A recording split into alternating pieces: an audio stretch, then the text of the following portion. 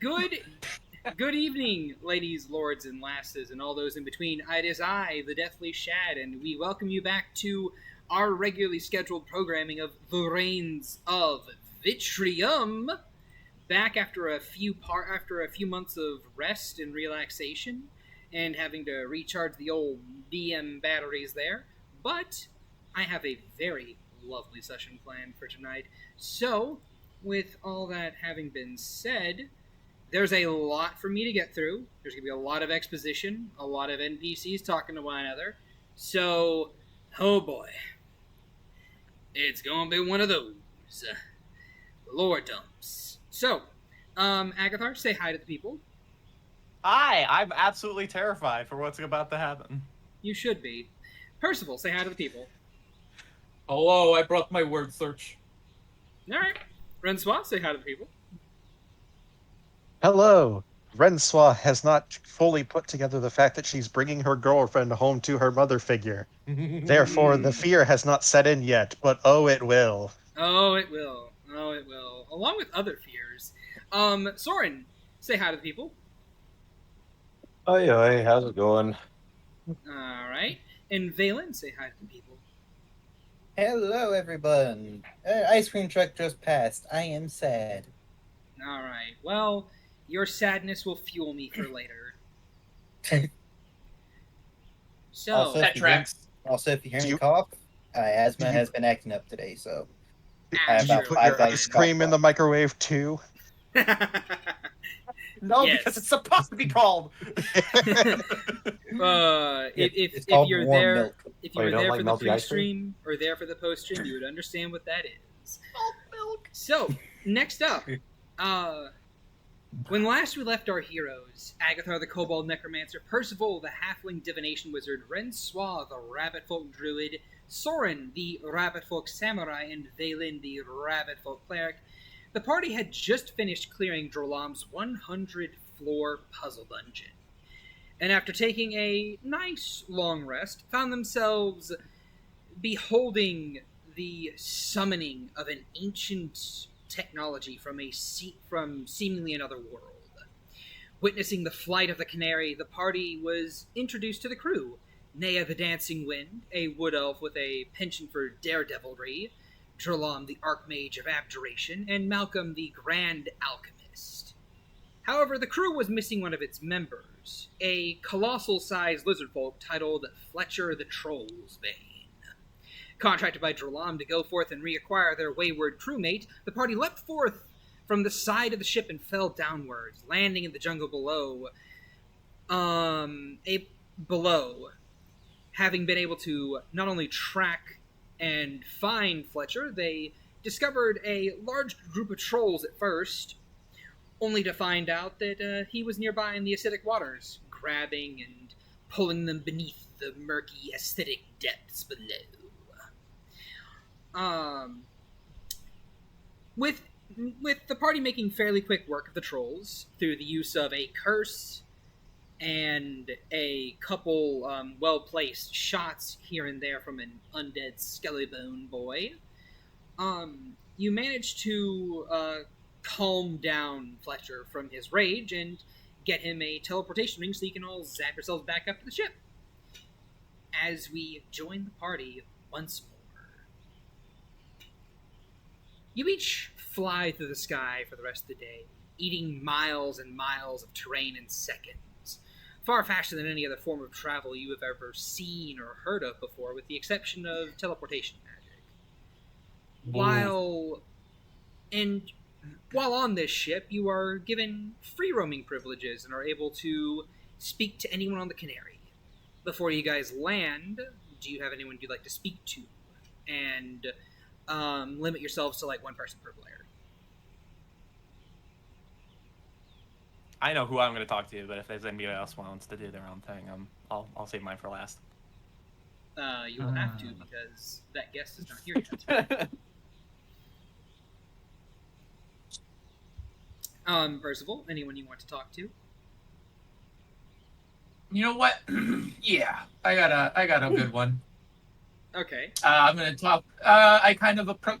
Percival approaches Rensois as we're slowly getting closer to her to Mel's. All right. How are you? How are you holding up? Yeah, that fight wasn't quite so bad down there. No, I don't mean to fight. Hmm? We're going to Mel's, are we not? Yes. Well, you're taking this surprisingly well.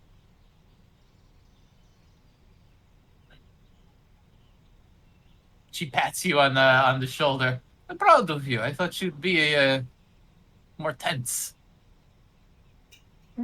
I mean, I'm no more tense than I usually am coming home. I'm sure Mother will have some sort of trials. But that's par for the course with Mel. You see. Percy looks over the side of the ship where we're currently just kind of overlooking the land. So you're not worried about formally introducing us? She will go to open her mouth, pause, and then you just see the ears slowly pull down and the eyes slowly widen as the nose just starts twitching as suddenly the realization dawns upon her. There it is. You don't need to worry. A little too late for that now. Why? You think I'll do something rash? She will just kind of look with a slightly quirked eyebrow. I am worried that she will do something rash, and you will retaliate. She ponders for a moment. Well, I do intend to have a few choice words with her over something she did without my permission, so you're not Please, entirely wrong. please try to play nice. I will play as nice as someone who's had their faculties used for a spell without their knowledge. I've had my faculty used by Mel all the time. Does it make that right? Just try not to cause a scene. Please. For me. Roll persuasion with advantage. Oh, Lord. Ooh. First roll of the night. Let's see if Roll20 is Come in a on. mood. Come on. Roll20 is always in a mood. Please be in a good mood. Let's see. Persuasion, insight. Oh 15. 15 for advantage, though. 15 is pretty good. It's not bad. You see her consider this, cross her arms behind her back. Not staring you down, but giving like a more firm look than she would normally before. I can play as nice for as long as she is the same. I will do more than I have been to be civil for your sake. And she'll kind of sigh and smile. The shoulders still a little bit tense, but definitely relaxed a bit more. She will smile and thank you. That's all I ask. And she'll lean over and give Percival a quick peck on the cheek. Her face scrunches up as she like blushes, attempting to continue to look firm but unable to. It is unfair. I don't need the two of you to like each other, merely to tolerate each other. That is I a mean, leap liking- and bound. Liking each other would be nice, but I will take what I can get.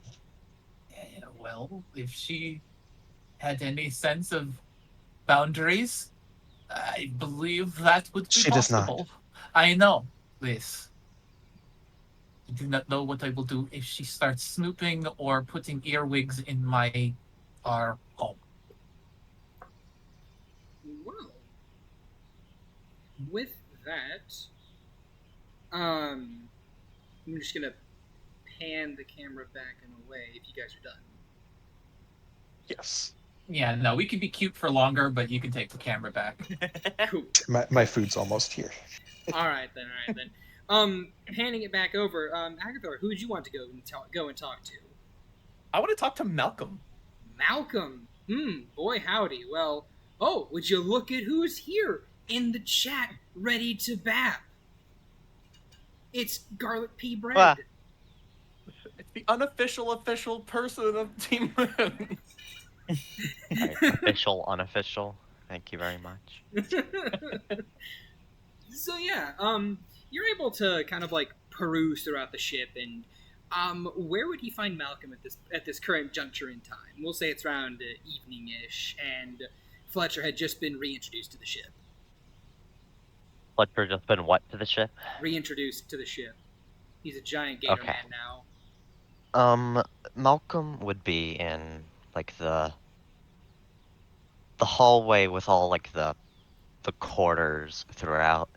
His room would be identified by being the only room that's probably like the doors wide open, but it's clear it's occupied because of the like slight film of like faintly off-white smoke that's like permeating the floor and the like constant clinking of glass. Nice. Yeah, so this is a little 2-foot tall black and blue jungle kobold sort of pokes his head slowly in the room and kind of like been looking for Malcolm. And I think when the moment he sees Malcolm, he's, Captain Malcolm, do you have a second? He kind of like physically reacts, like he buckles a bit before he like turns around, and he like pulls up with these like glass safety goggles, like kind of brow squinched a bit as he just stares at Agathar. I probably should have knocked. Sorry. No. If I wanted you to knock, I would have closed the door. Don't call me captain. I am the captain. Don't call me that. Okay. I'm just Alright. not sure where to... Yeah, come in. And he like waves Agathar in, like turning back around. Not like Mhm. completely like back to Agathar, but like facing his desk. Yeah, he pitter-patters his way inside, and Agathar looks around with a very curious look, and... go for it. It's like the room is a fire hazard. That's like the first thing that comes to mind. He doesn't have any flames on right now, but like his work desk is very much worn. It has been worked. There are plenty of stains and burn marks all over it. He's got his sleeves rolled up. He's wearing like, regular clothes. Probably not good enough for what he'd recommend people wear for what he's working with. He's got his like head tilted away from the steaming vial in front of him. But he's like, when he like looks back over towards Agathar, don't stand there. There's something eating the floor. It might give out. Agathar immediately like just jumps into the roof. The moment he say, "Oh, the floor might go down," he just kind of like cat jumps and just clings to the ceiling. Oh, no, that works. I haven't gotten anything up there. Okay.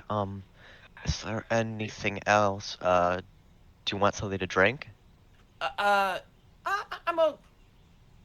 What do you got? I have hot cocoa, obviously. I have water. I have acid. I have milk of unknown origin. I'll take the hot cocoa, please. Okay. And he like he kind of like throws, like, pushes off the table like he's in, like, a rolly chair, but he's not in a rolly chair, so the chair just makes this horrid scraping sound, like digging grooves into the floor as he, like, just flies back a few feet before he rummages around a cabinet. Within the cabinet, you can see, like, these 20 identical flasks. They all have, like, red stenciling that says non-alcohol on them, and he, like, they all look identical, but he, like, rummages through and eventually pulls out a flask, and he, like, looks back towards Agathar and, like, pitches it, kind of, like, skipping a stone towards him. Yeah, it sort of yeah, he hangs down by his feet and then he just kind of catches it and then looks at it. He looked excited for a moment when you said milk, and then you followed it up with unknown origins, and he was immediately looked disappointed. Um, but he will take a drink of the hot cocoa, still upside down, and he looks at Malcolm. This is really good, thank you. No problem. If it's okay, I have two questions, if that's okay.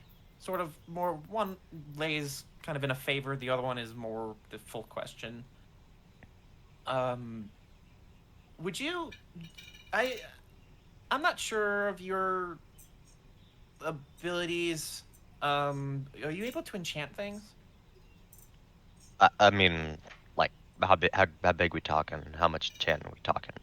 Like, Uh, are we talking, like, big? Little? Little, and he pulls out a fucking gun. He just pulls out a straight up, like, what looks to be a 1911 pistol.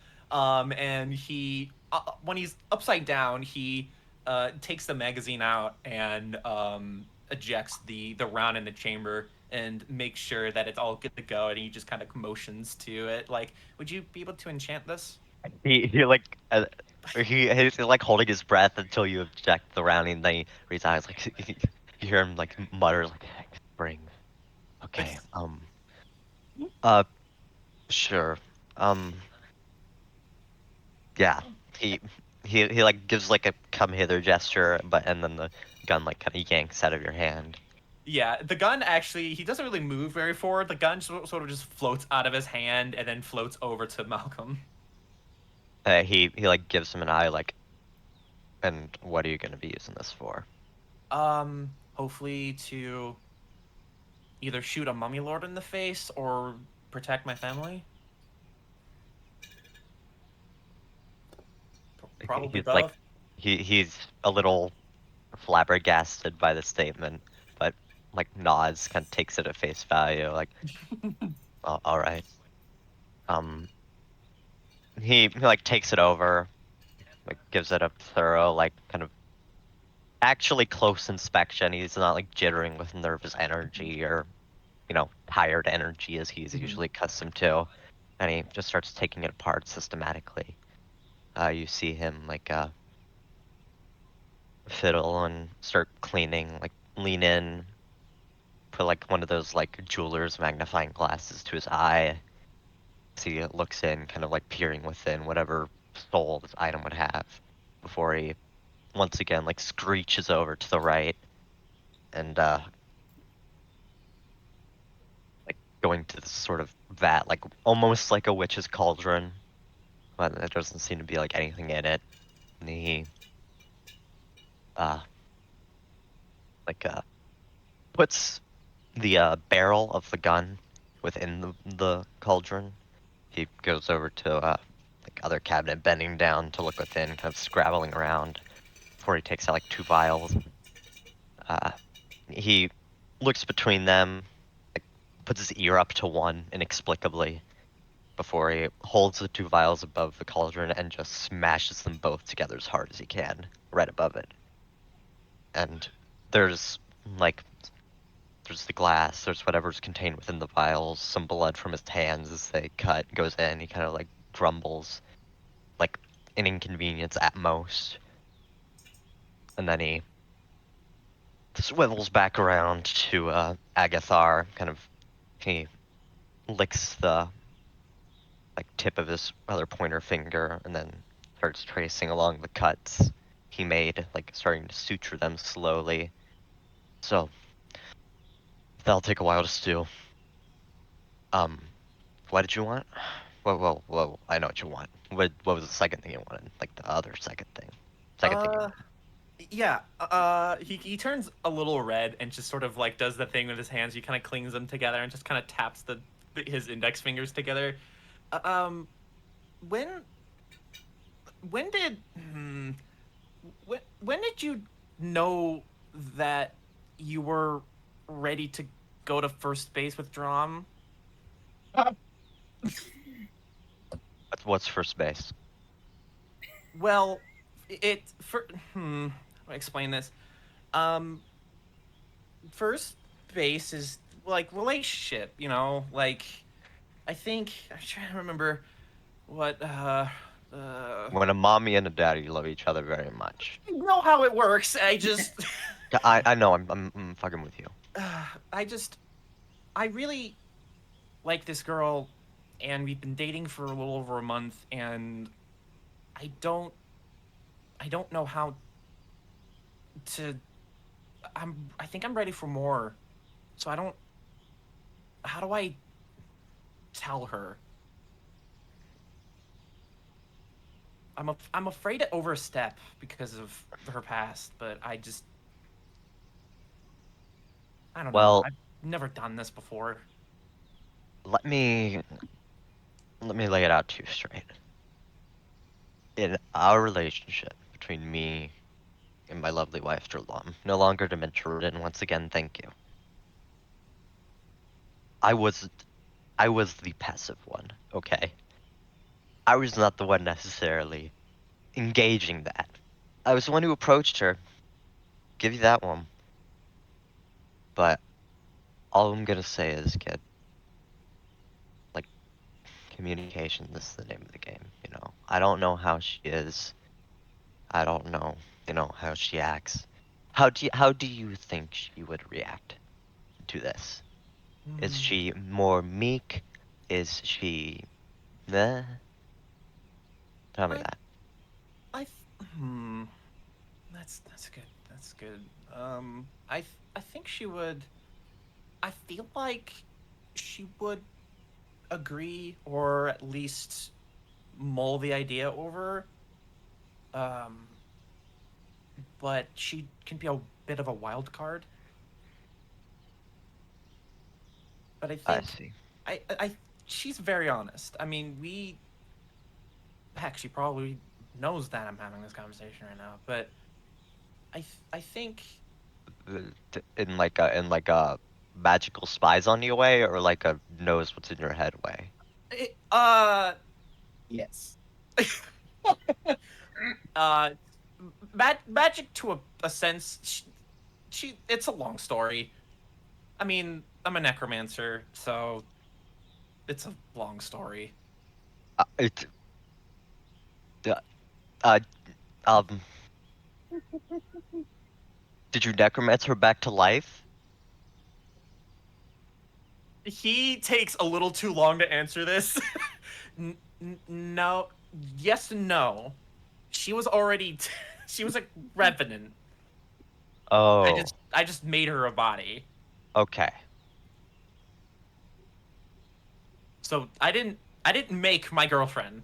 Let's Okay. put that on. I didn't make her. No, I knew. No, it's okay. I knew guys who did that. I didn't agree, but I don't judge. I didn't make my girlfriend. I just made the super hot body she's in right now. It's just look, the body conformed to her once. She was one whispering in my ear. I'm sorry. It was her specification. So you said she's honest. That's great. If I would match that honesty, probably. But I will be completely honest with you. I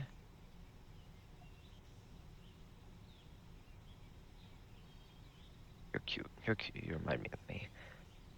In like the nervous, like meekness kind of way. I was never as short as you are. You're tiny. Yeah, I'm a little tiny. No, it's like a. How tall is she? She's what, like 4'6"? 4'8".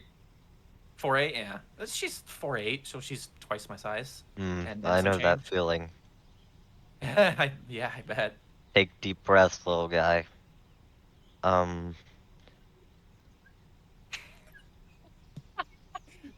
It just zooms over his head. Um, he like leans back, like kicks his feet up on the desk. He dips his feet in like a small like petri dish of acid, like the back of his heel. He kind of like kicks his foot, kind of like a cat stepping on something weird. Hmm. Listen, yeah, honestly, I'm a big proponent for honesty, especially with somebody you love. I'm assuming you love her. If you're asking me this, uh, if you're, you know, if she's honest, you gotta match that. You gotta be honest with her too. Uh, it's, you know what? I'm really hung up on the necromancy bit. Can you tell me more? Like he's like grinning. Well, yeah, I could tell you more. So, he And essentially, I think, yeah, I was about to say, I think from there, the two of them have a very lovely conversation about the finities of various things regarding the necromantic process and whatnot. yeah, As maybe I letting slip his soul goes as a little bit into her, but it's fine. It's fine. It's as nothing. I bid Garlic Pea Bread adieu and thank him for the little guest Thank you, performance. garlic. Goodbye. I You're I said wonderful. nothing. Malcolm has a canon negative charisma modifier. All right, and with that, I don't have any funny soundboard effect to play. I'm going to drag it on over Man. to Soren. Did you have anyone you Oh. want to talk to? I don't know. I don't think he. I can't think of anything right now that he would want to talk to.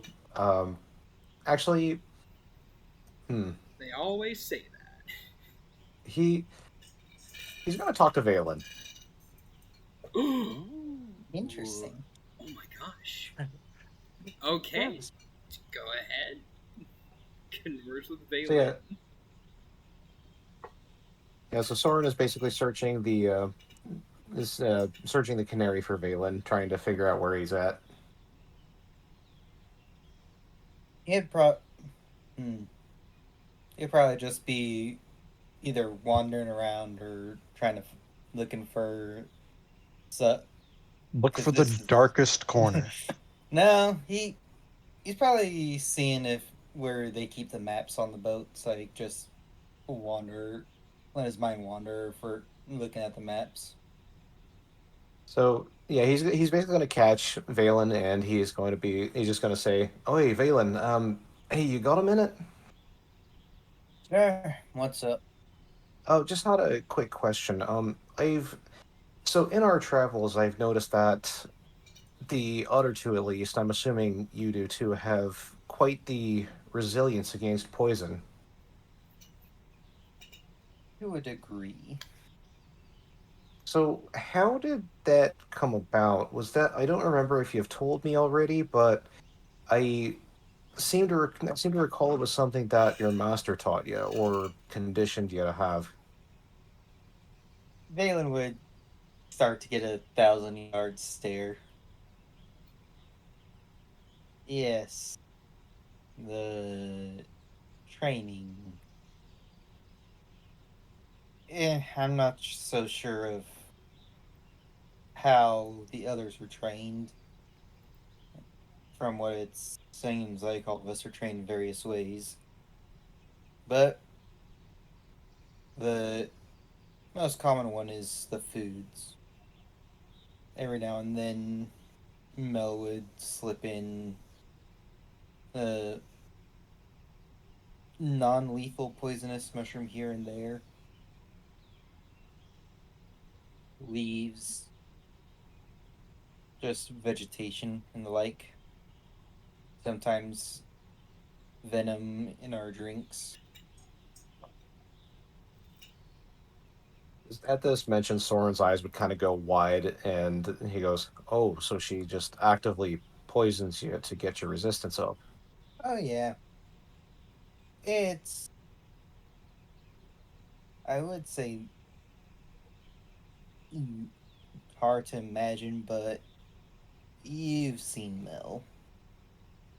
I You've seen the precautions we've taken. I have, and that actually does make a little bit of sense. He says as he kind of like scratches the back of his neck, and he says, and then he's just kind of like thinks to himself a little bit, and he says, "So how long did it take for you to become resistant?" We're not completely resistant, at least I'm not. We. Hmm. Well, I know you're not immune. It's Yeah, building an immunity is kind of impossible to do, but yeah. We can stomach some poisons when they're ingested through food or drink. We have our stomachs are hardened to be more resistant to that. As for blood, as that word's hard. For poisons through the blood, I'm not resistant to that. Just ingested. so venoms are still kind of a sticking point. Unfortunately, yeah. He kind of sighs a little bit, almost like dejectedly, but he says, "All right, I guess that's all I had. Yeah, it took years for us to just get to the point where we're at. He kind of lets out another dejected sigh at that point, and he says, "Years, eh? Well, I suppose Well, the wise man once say that the journey of 1,000 miles begins with one step. So yeah, well, I mean, it doesn't help when you have Mel and slight poisons here and there.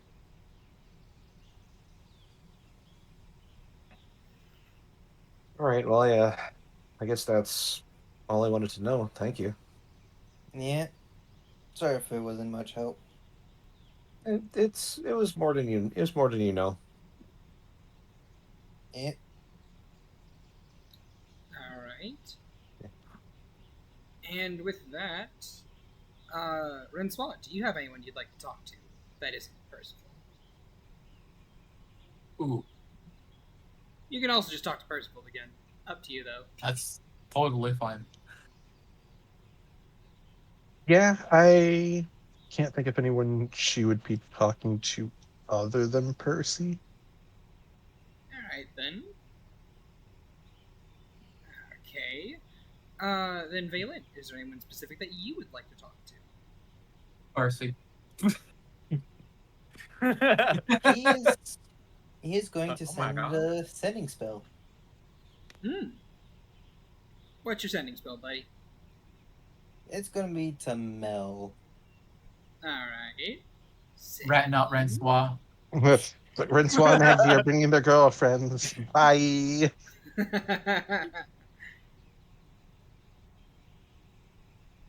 Let's see if I can do this correctly. On our way, Jerlam and crew in Canary.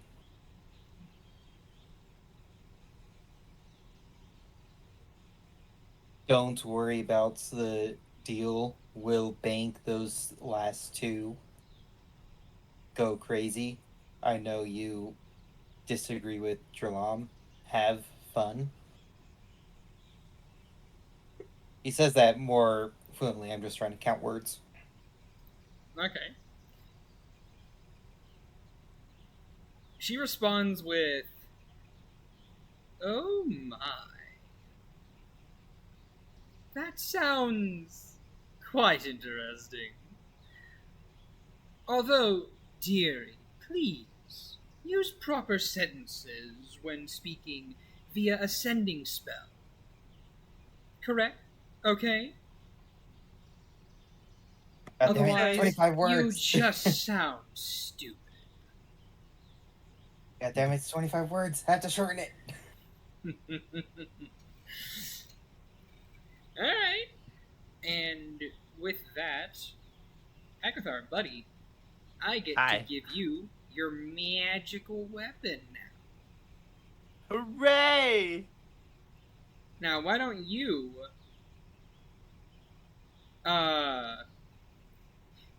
why don't you, Snap button! why don't you read it off to the people? I fucking love it. It's called the snooze button. Unmade and remade by Malcolm, this pistol grows more effective when used on undead. It leaves unknown stains on the hands of the user. You gain a +1 bonus to attack and damage rolls made with this magic weapon. When you hit an undead creature with an attack using this weapon, the attack deals an extra 1d8 damage of the weapon's type, and the creature has disadvantage on saving throws against effects that turn undead until the start of your next turn. The gun smoke smells like hot cocoa. Let's fucking go. The Oh, snooze an button, I love it. absolute perfect weapon for Agathar. Disadvantage on turn undead, you say? Yeah. Yeah. That's a Go good back to value. sleep. Go to sleep, go to sleep, go to sleep, go to sleep. I've never seen. Alright. All right then. Fuck And yes. I will say that it is actually an extra 1d8 radiant damage specifically. Gotcha. That way you can not worry about. That way you can worry about the. That way you can choose not to worry about the whole undead fortitude thing. Mm-hmm. Hell yes. Moving along. Conversation's done. The skyship is now drawing fairly close to Mel's hut. Rensois, Agathar, Valen, you each feel something tugging at your chest, drawing you towards Mel's cabin almost. And as the five of you stand probably on the bow of the ship, ready to dismount and disembark, I do have a little question. what's up? Are we getting back on the ship later, or is this where we're just getting dropped off? You're getting dropped off. All right, they are on the front. Behind them is just the caravan walking up on its legs, just like. Hmm. Way too far off. No, the caravan stays in the cargo hold. It'll be dropped off later. No, Yes. I hate these people. Look. The ship was not designed to take a wagon through its stairwells and shit.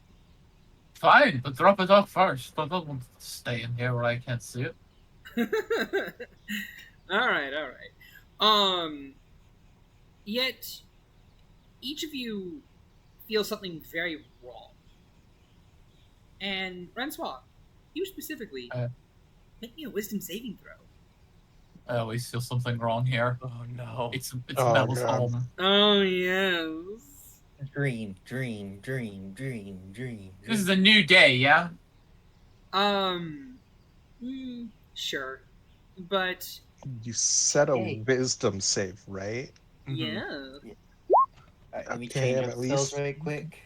I'm at least good at those. Do I know? Oh, Let's nice. go! Let's go! All right then. Wise as fuck, boy.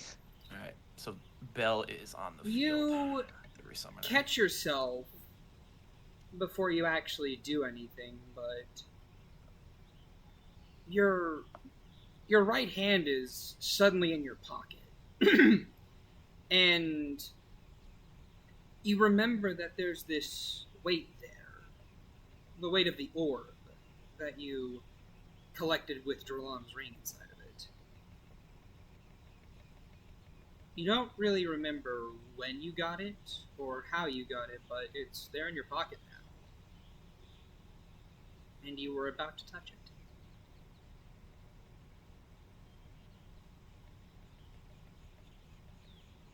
You look off. What is wrong? She will slowly withdraw her paw from her pocket.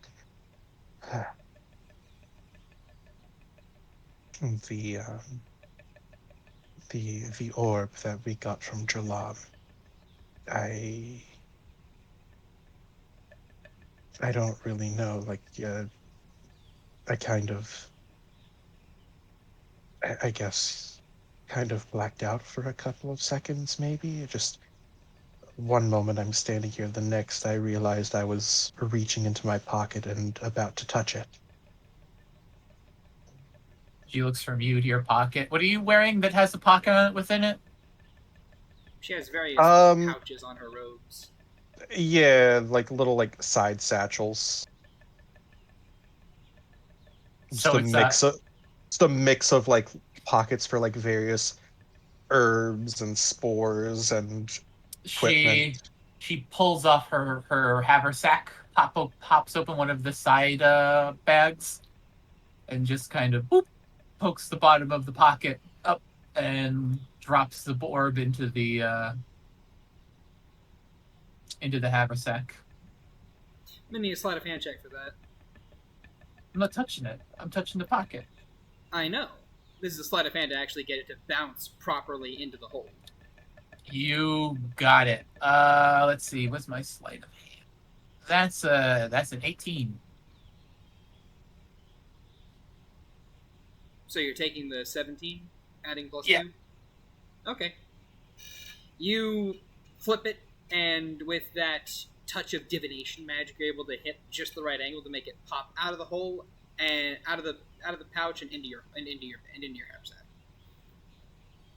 Straps it closed. If something is trying to influence you, likely better not.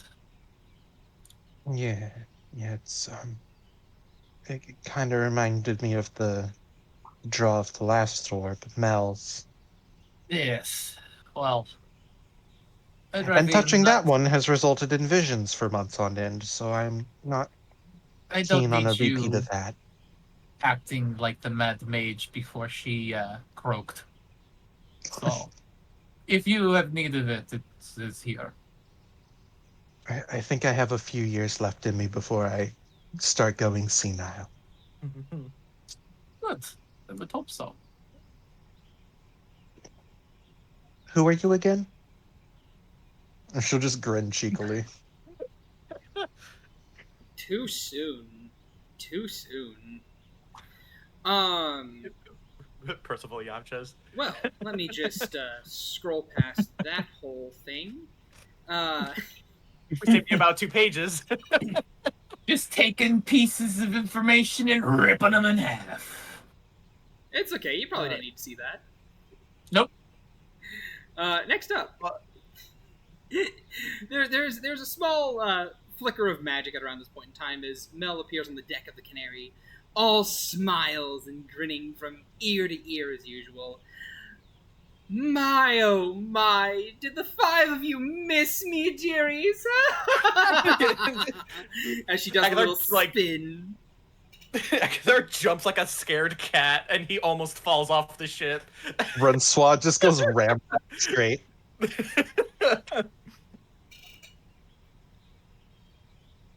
And Valen's just holding his head like, oh no, what have I done?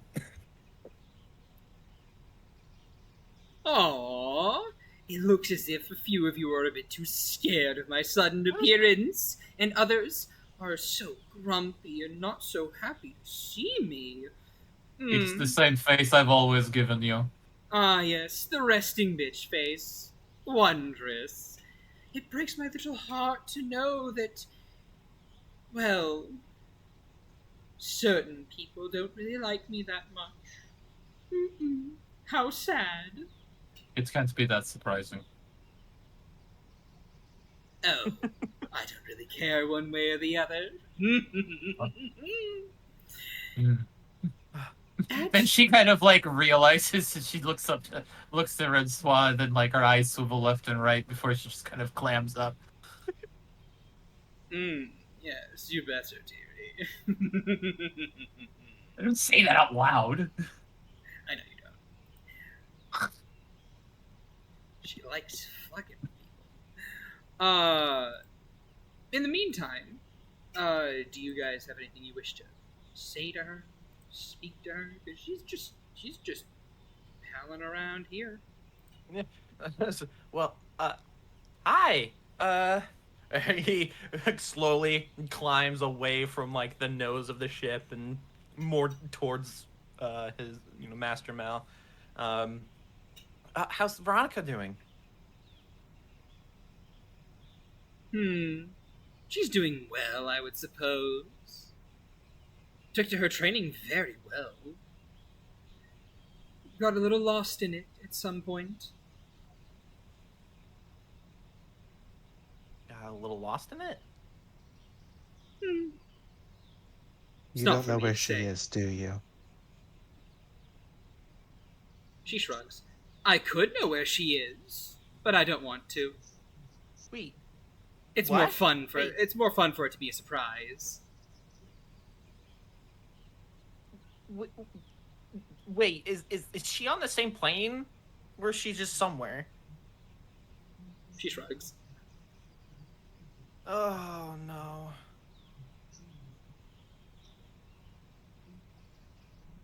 Percy's just got like the really deep frown, but not saying anything. Well, we have the thing, right? He slowly looks over at everybody else. We do, yes. We have retrieved Trollops. Oh, really? I could not have guessed. It's not as if I'm standing upon a relic of the past.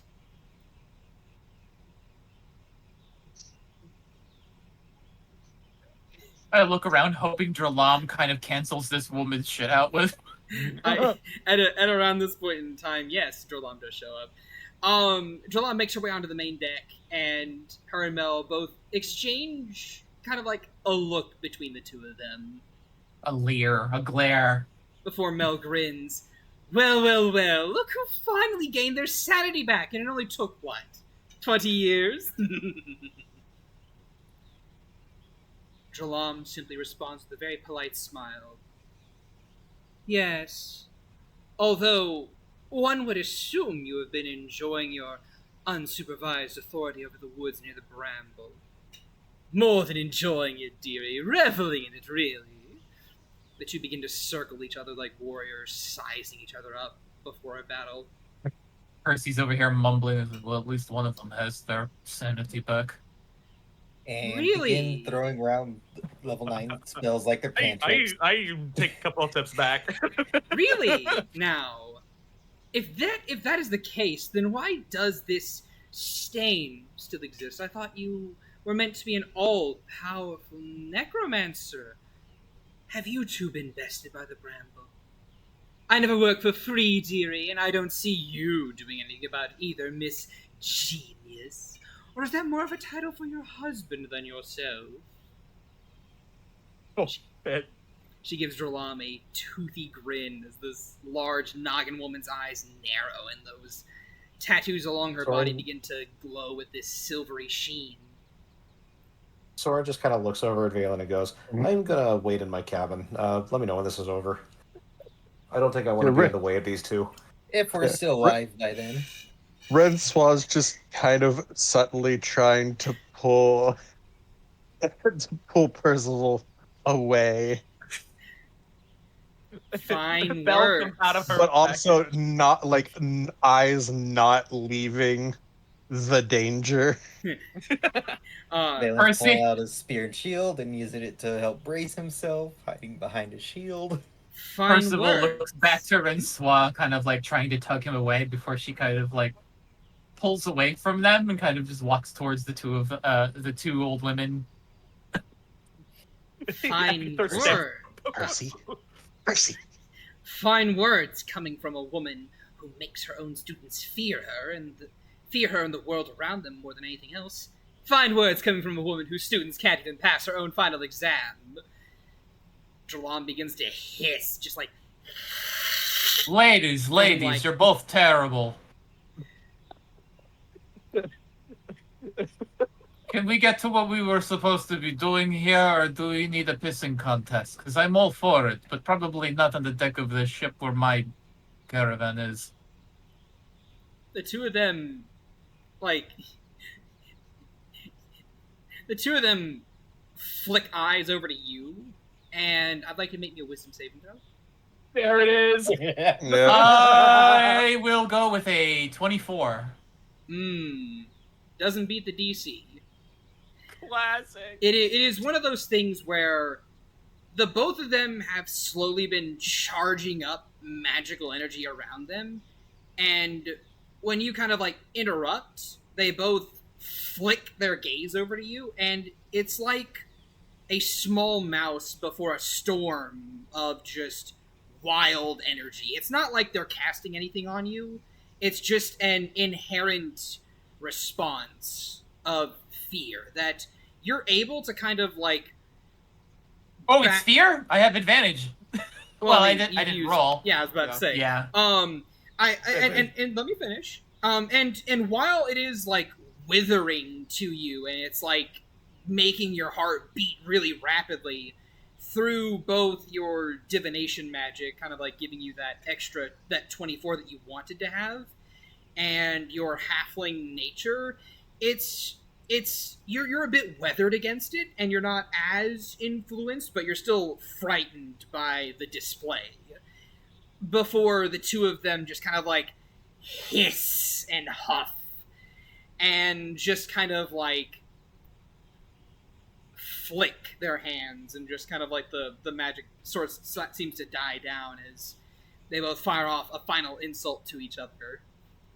Ch-ldr-n going, overgrown rat, giant noodle, before the two of them just kind of like fold their arms and just glare away from one another for a moment. I suppose Children. this one. Why do I feel like I'm back in high school when I never went to high school? We went to high school. It was like a 4 or 5 hour experience. I suppose. I mean, this that was a one- college. I suppose Close this enough. one. I suppose this one is right. Whatever. We all know who would have won that anyway. Don't tempt Oh. me, woman. None of us. We would have all lost because the two of you would have torn the airship apart. I think I might have won if I admitted that fast enough. And then, I don't think anybody's a winner. like, and then around this point in time, like, fucking Nea just rolls up. Wow! You're Archmage of Necromancy? Pleasure to meet you. My name's Nea, and just kind of like offers a hand to Mel. And that's when I leave. now Percival fucks off. I can handle blowhards. I can cannot, but not this. Look.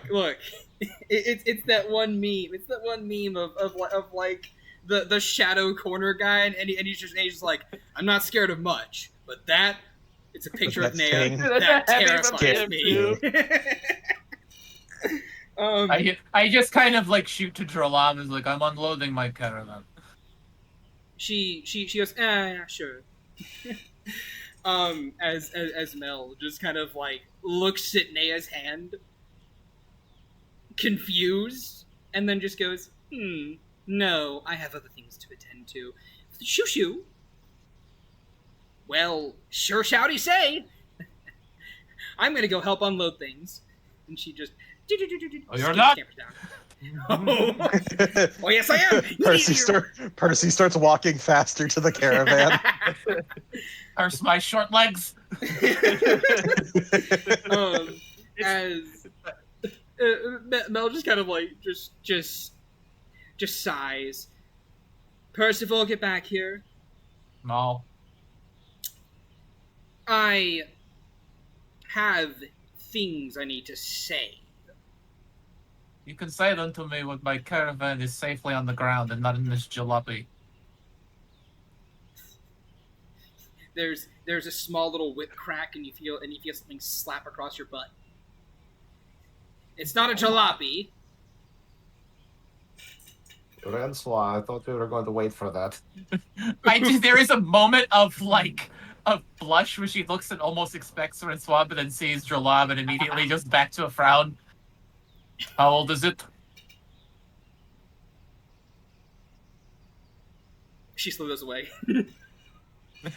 I thought so. Like I said, if you have something important to say, it can be said when my caravan is safely on this soil. you hear the sound of gears moving and wood creaking open, and then you hear a "Woo! Ride it!" as the ship kind of like lifts up a little bit more, as if a great weight was relieved from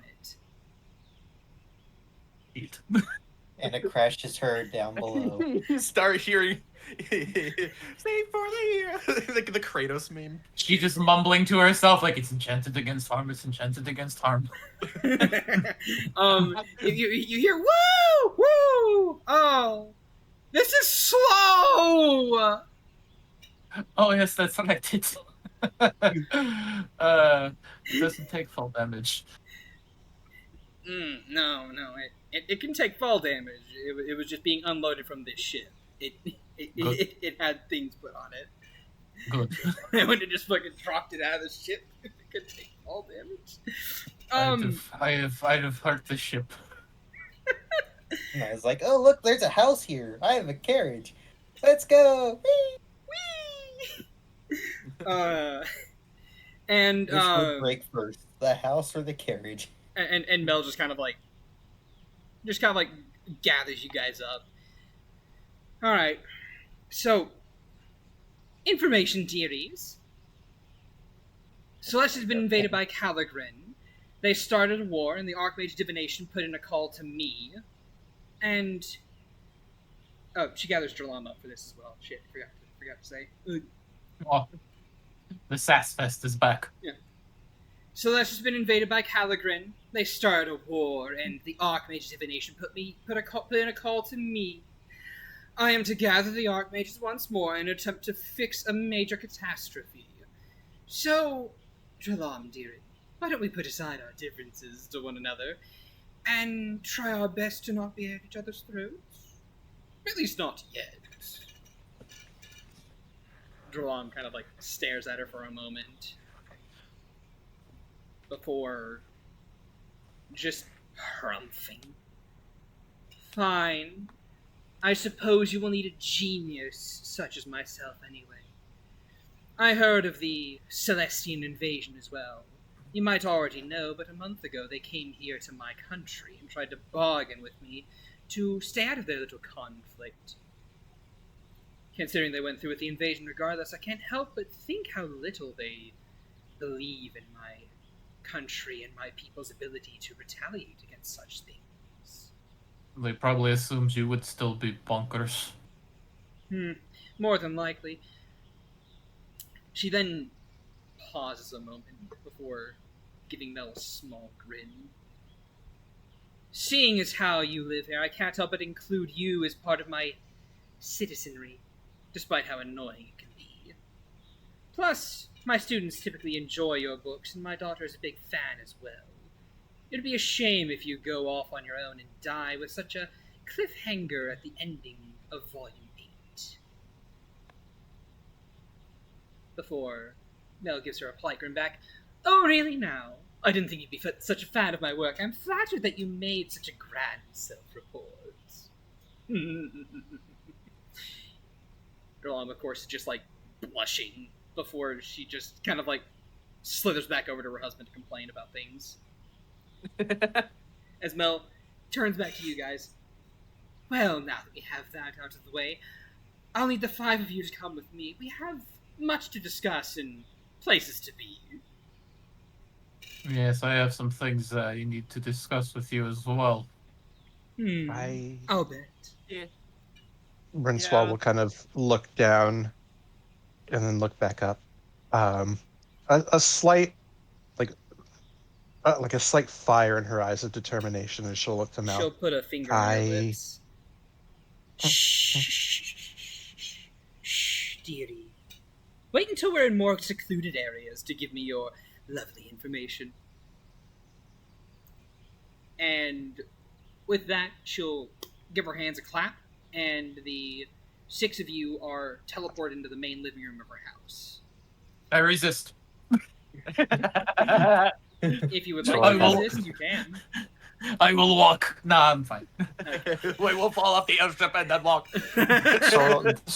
Soren will kind of like lose balance a little bit at the sudden teleportation, the the the but the, the ground recatch is no longer himself. the ground's no longer shifting beneath you.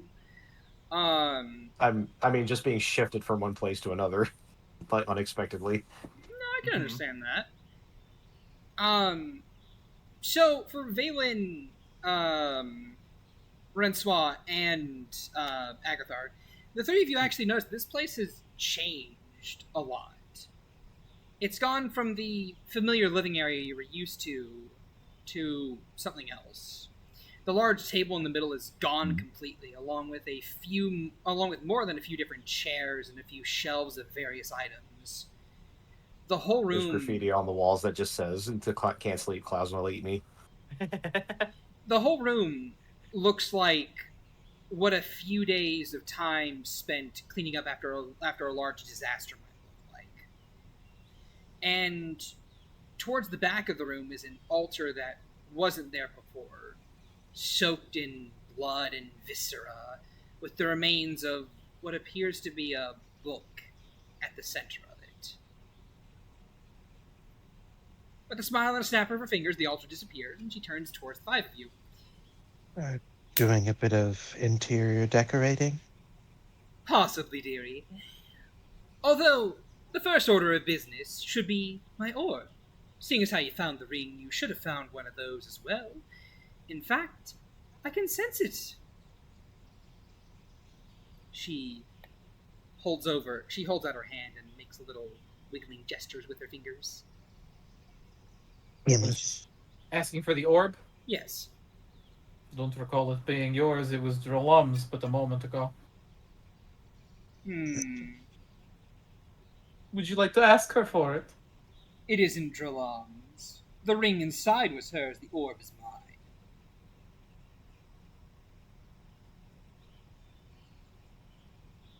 mine. She scrunches up her nose. But she pops open the pouch and dumps out the orb that goes pong pong against the ground. Rinsoir, I think it before. please be a dear and pick it up for me. Is that a good idea? Why would it not be? What are you so pretentious you have to have one of your kids do the work for you? Then she clams up again and is like, It's supposed to be nice. She smiles at her. Maybe. It's not really a yes or no question, but okay.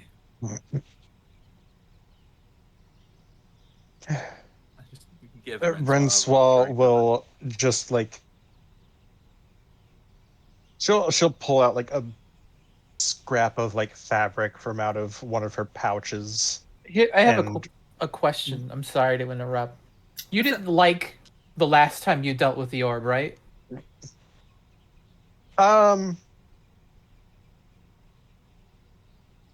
It's less. It's like. It's more. She does not want a second like memory onslaught. More so because like it will be easier to get them confused with each other. I think Percy grabs it before you can get to it.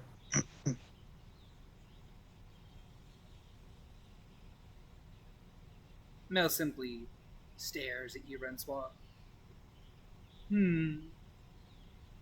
Afraid of something, are we, dearie? Yeah. Well, last orb I touched sends me random visions. Does it now? It's quite intriguing. I told you this already. We did, yes. Am I making a save? No, you're not. Interesting. Yes, well, I have your orb. She holds it out to them. She plucks it from your hand, and she rolls it about in her fingers. You know, dearie, There is a reason you're able to glean visions from these.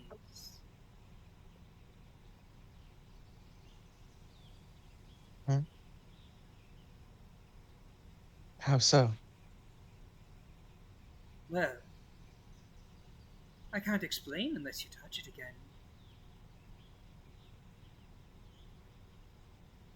She holds it out for you. I First, feel like you could answer that. Percy's looking at you like you don't have to do this.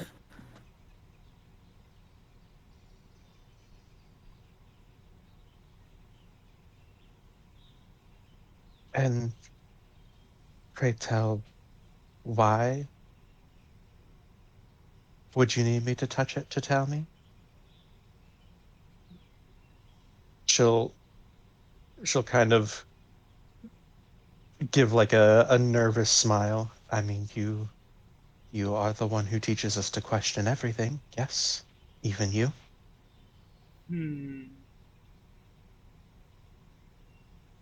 A lesson well learned, dearie, or so it seems. I'm very proud of you. Question everything.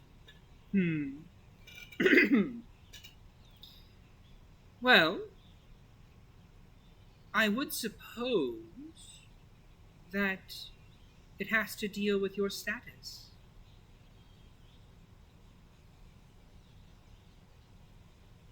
She'll kind of like look at Percy like, what does that turn back? What do you mean, like my status? What, as a druid, as Oh, your student? in relation to me, dearie. You see, these orbs, they are connected to me in a way. As I'm sure you've found out by now. Or at least, maybe theorized. Do you Bits and know, pieces here and there. do you have an idea as to who these visions are of? Well, I would surmise they are of you at some point in the quite distant past. Which, I mean, that isn't. It's not as if that is that hard to believe. We've seen firsthand the way Dralam extends their lifespan. It's quite easy to surmise that you would have your own methods of extending your life. Yes, dearie.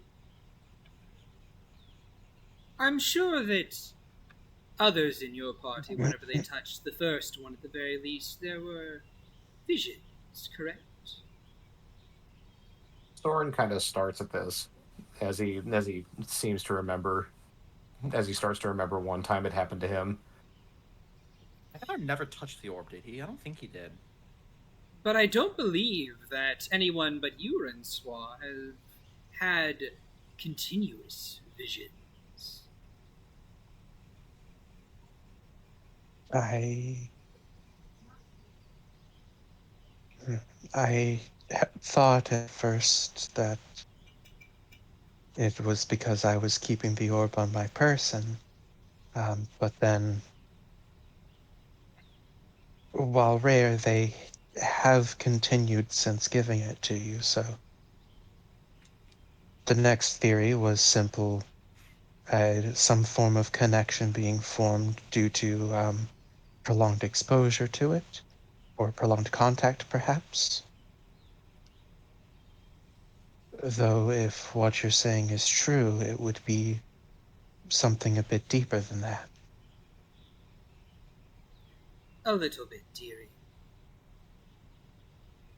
She rolls the orb around her fingers, a lot like David Bowie from Labyrinth, just kind of like flicking it back and forth and rolling it across her fingers and across the palm of her hand, across the back, in a very dexterous display of, orb magic, pretty much. You see, dearie, these things are powerful enough to give visions to some, but connections are only ever really formed with those that are aligned in a very particular way.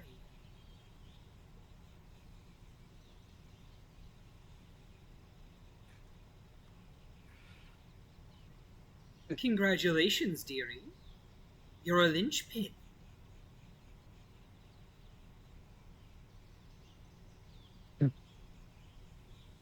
And at that, she'll kind of pause, thinking back to the whole dancer's debacle. And God, what was her name? It wasn't. She Bethany. wasn't one of the Heathers. Bethany. That's right. Yeah. Continuously referring to herself as a linchpin, and of her walking away with the other Archmage. I see. Or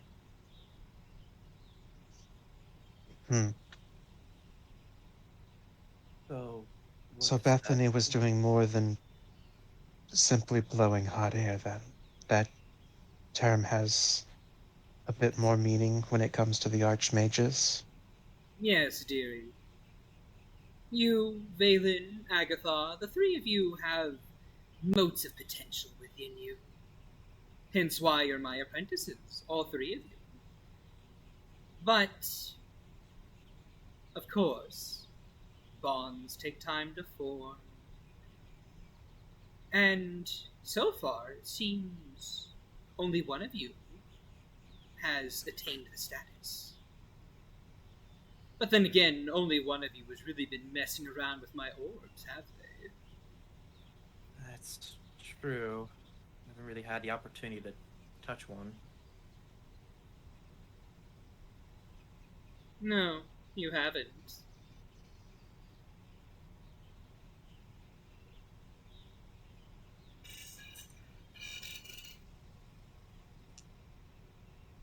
What else So does this what lin- what does a linchpin entail? Well, that is very simple, dearie. A linchpin is the one that shall replace an Archmage should they perish. Replace it. Really? Percy immediately starts getting ideas. God damn it. Of course. So what you're saying is that if I kill you, If you just randomly pass away. Have you ever heard of a pillow sandwich? And then all of a sudden, I'm the girlfriend of an Archmage. does this rag smell like chloroform to you?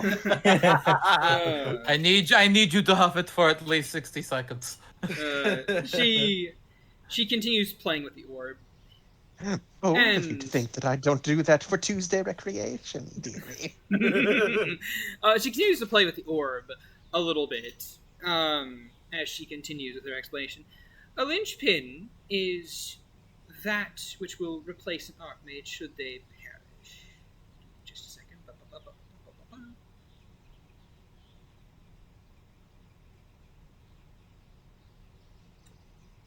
An apprentice to some, a mote of potential to others.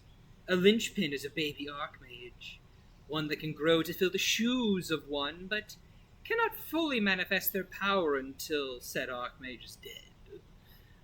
Although they do usually possess strange abilities that are a manifestation of that particular Archmage's school of magic.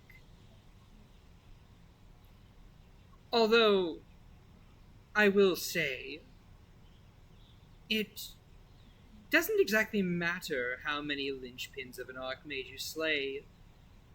There'll always be at least one, somewhere.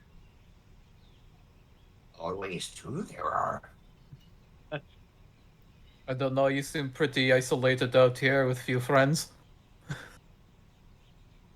So what you're saying would be then,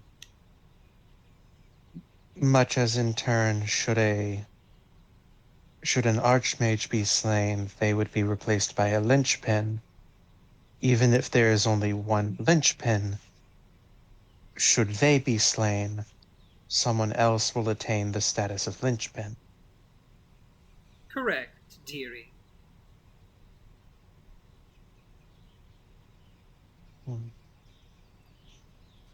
We Archmages are living embodiments of our school of magic, capable of casting any spell of our particular school at will at whatever level we wish to cast it at. See, it's We like are at this point, like Rensois looking just kind of contemplative. we are How akin would to how those of demigods.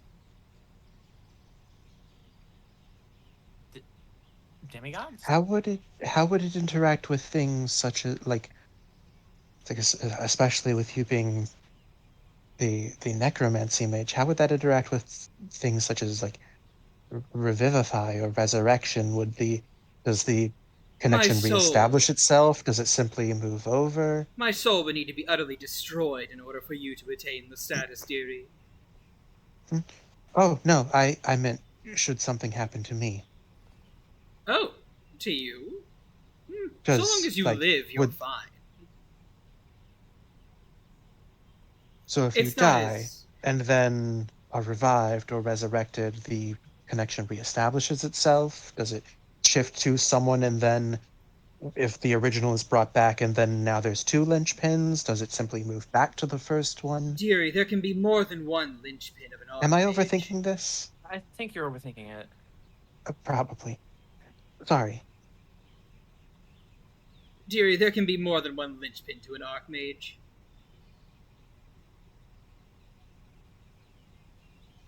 It isn't as if, oh, you died and then you were brought back. Oh no, you're suddenly no longer a linchpin anymore. No, you still are and always will be.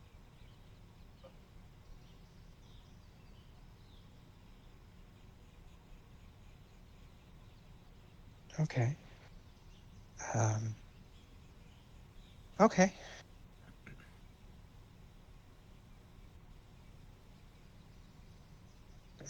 uh, sorry, I think it may take a bit to process. Of course, dearie. We'll be heading to Mirzai when we are finished here. Oh, so sure are you? It's our current intention. Fair Yes, enough. There's problems in several places, but well, we, I suppose, quite literally have business in Mirzai. Well, I suppose that is fair enough. On the bright side, it does mean that I can simply have you go off hunting the Archmage that happens to be in Mirzai. That would kill two birds with one stone. Yes, although,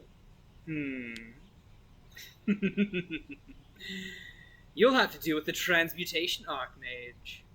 Now that one is a little bit spicy. They're Really? And you're mild. Comparatively. They not That friendly, is not very hard to friendly. believe even for me. Oh, just you wait until you see them. How does their spiciness compare to Dralam before she had her sanity returned?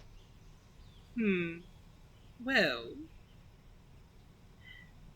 small history lesson.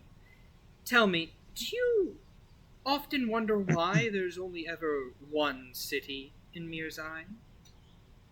Because it's a hellhole. Socioeconomic issues?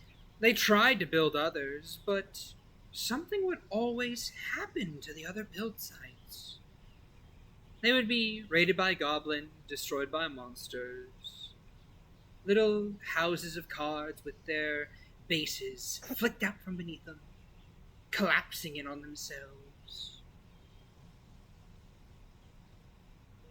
Doesn't that make Until- sense with the pockmarked landscape?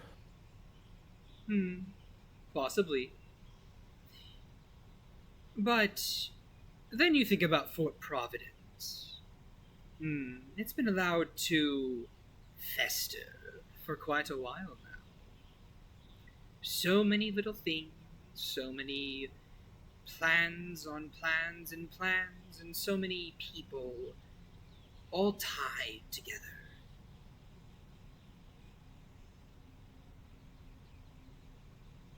It's a glorious little thing, isn't it?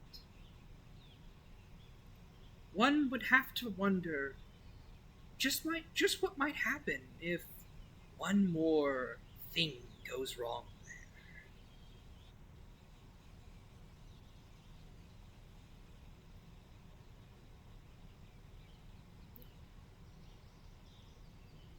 If you're going to get at something, you should probably say it plainly.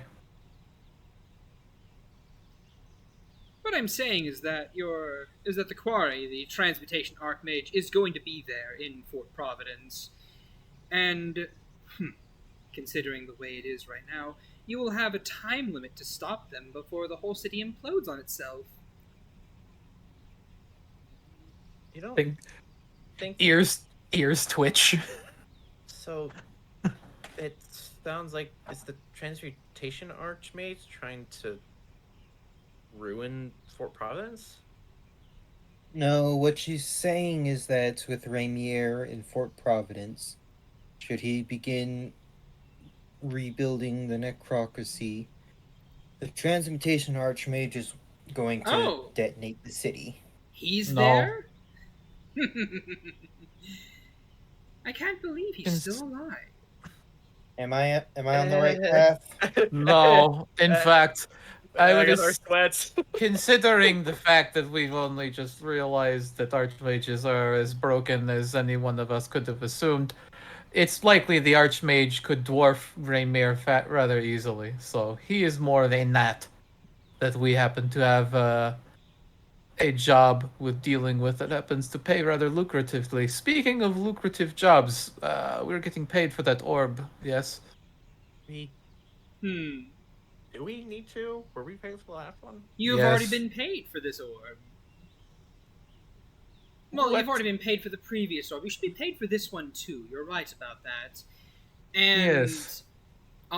with kind of like a flick of her wrist, she appears on the other end of you guys and is now holding 4 strands of hair and a dead scale. I never gave you permission to take of me. Which brings me to the reason I am wanting to talk. Why is it you have a clone of me? What? A clone of you.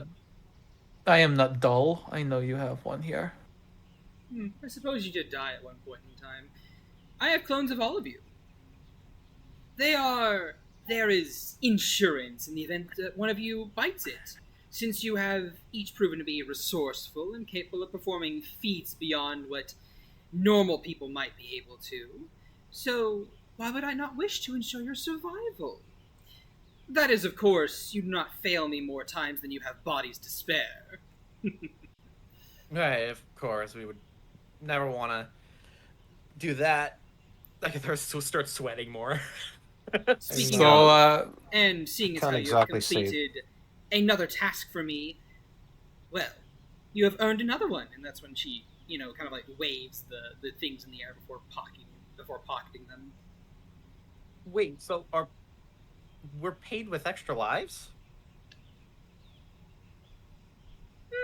To a degree, yes. fantastic. You can load them into the caravan when we're done here. I don't know. I kind of want to leave them here. Well, Dearie. that is your opinion. Dearie. It's cute. You think you can boss me around like that. I would recommend you take the kindness for what it is. A kindness given bold-faced is not a kindness. She grins and puts her hands behind her back before strolling forward. You have stolen from me, insulted me behind my back, and even attempted to turn my own apprentices against you. I don't like you, but consider it a boon that I continue to work with you. If you want to die, do it when I have no further use for you. First, it really shouldn't take very much to turn them against you with how you treat them. She kind of like scrunches up her face as her eyes kind of dart to to Francois. And I do my very best to bite my tongue. Yeah, you're doing a wonderful job. Yeah, no, I'm not good at it. The effort is noted.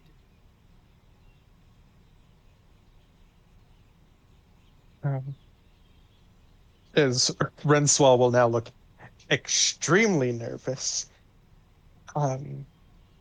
Mel, I would like to make a similar request of you as I made of Percival, for the two of you to at least make attempts at playing nice. She stares at Percival for a moment longer before looking over to you. Why, dearie, I've been nothing but pleasant, quaint even. My version of nice?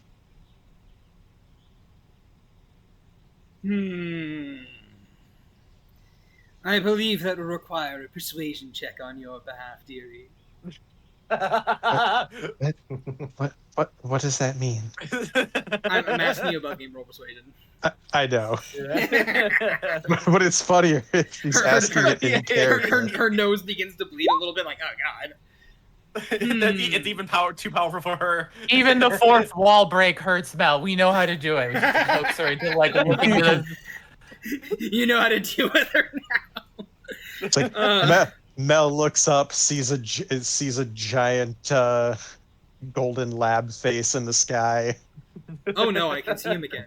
That's not good. I need to drink more. It's like she looks at Rensois for a moment before rolling her eyes and kind of wiggling about a bit, just like, fine, dearie. I suppose I can be nice to your little gal pal. she'll blush. Oh, speaking of, dearie, what did you want to say to me on board the ship? Please, enlighten me. Does Francois look like she's going to struggle to say this? I would love to hear it from your mouth specifically. She gets she gets the most Cheshire cat style grin that there has ever been. Please hold a second. She reaches into a bag of holding and she pulls out a large desk and just like sets it down.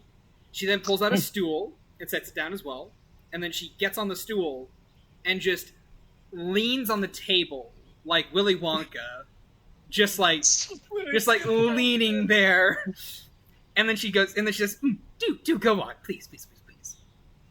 I was trying to ask if I could get you alone a moment to make for a personal request. Aww. And here I was thinking you were going to make a big announcement in front of everyone, but fair's fair. Oh, you and I both know that you don't need an announcement. You already know. Yes, but it's not as fun if I don't hear it from you specifically, Renswu. She will roll her eyes, but she has a kind of like I'm used to it kind of smile of like kind of just like an amused smile of yeah, that's Mel. As she will gently pull Percy over and kind of like wrap around her waist. Mother, I would like to formally introduce you to my girlfriend, Percival. She... Oh, no, boy. Oh, okay. I need a second. She... Oh no. Oh, Lord. Oh, yes. She looks back, and she gets this look of shock on her face. And she puts a hand to her chest. She's like, "Oh, my Rensoir dating a girl? Oh, how sweet and Sashuin this is! Oh, what a wondrous occasion! I baked a cake just for this." She reaches into her bag As of the holding. the bemused expression has now moved to like child annoyed at their mother embarrassing them. She pulls out a 2-stack cake and just sits it on the table, and it says congratulations. It's not a muffin cake, but I'm sure you'll enjoy it. Do I get a cake? I look back to like Agathar. Is like, I don't know. Do you have a similar announcement? He just locks up. At this point in time, Mel goes, "Oh yes, there was that development, wasn't there?" And she pulls out another table, moves over to where he is, sets it down, a stool, sets it down, and then she pulls out a large crate that she sets down the opposite end of the table, and then she just kind of like lifts Agathar up with this undead skeletal hand that just kind of like scruffs him and places him onto the countertop before she just kind of like picturing like mama cat with a kitten just ragdoll. Yeah. In this fucking skeleton hand. Like you went to build a bay, didn't you?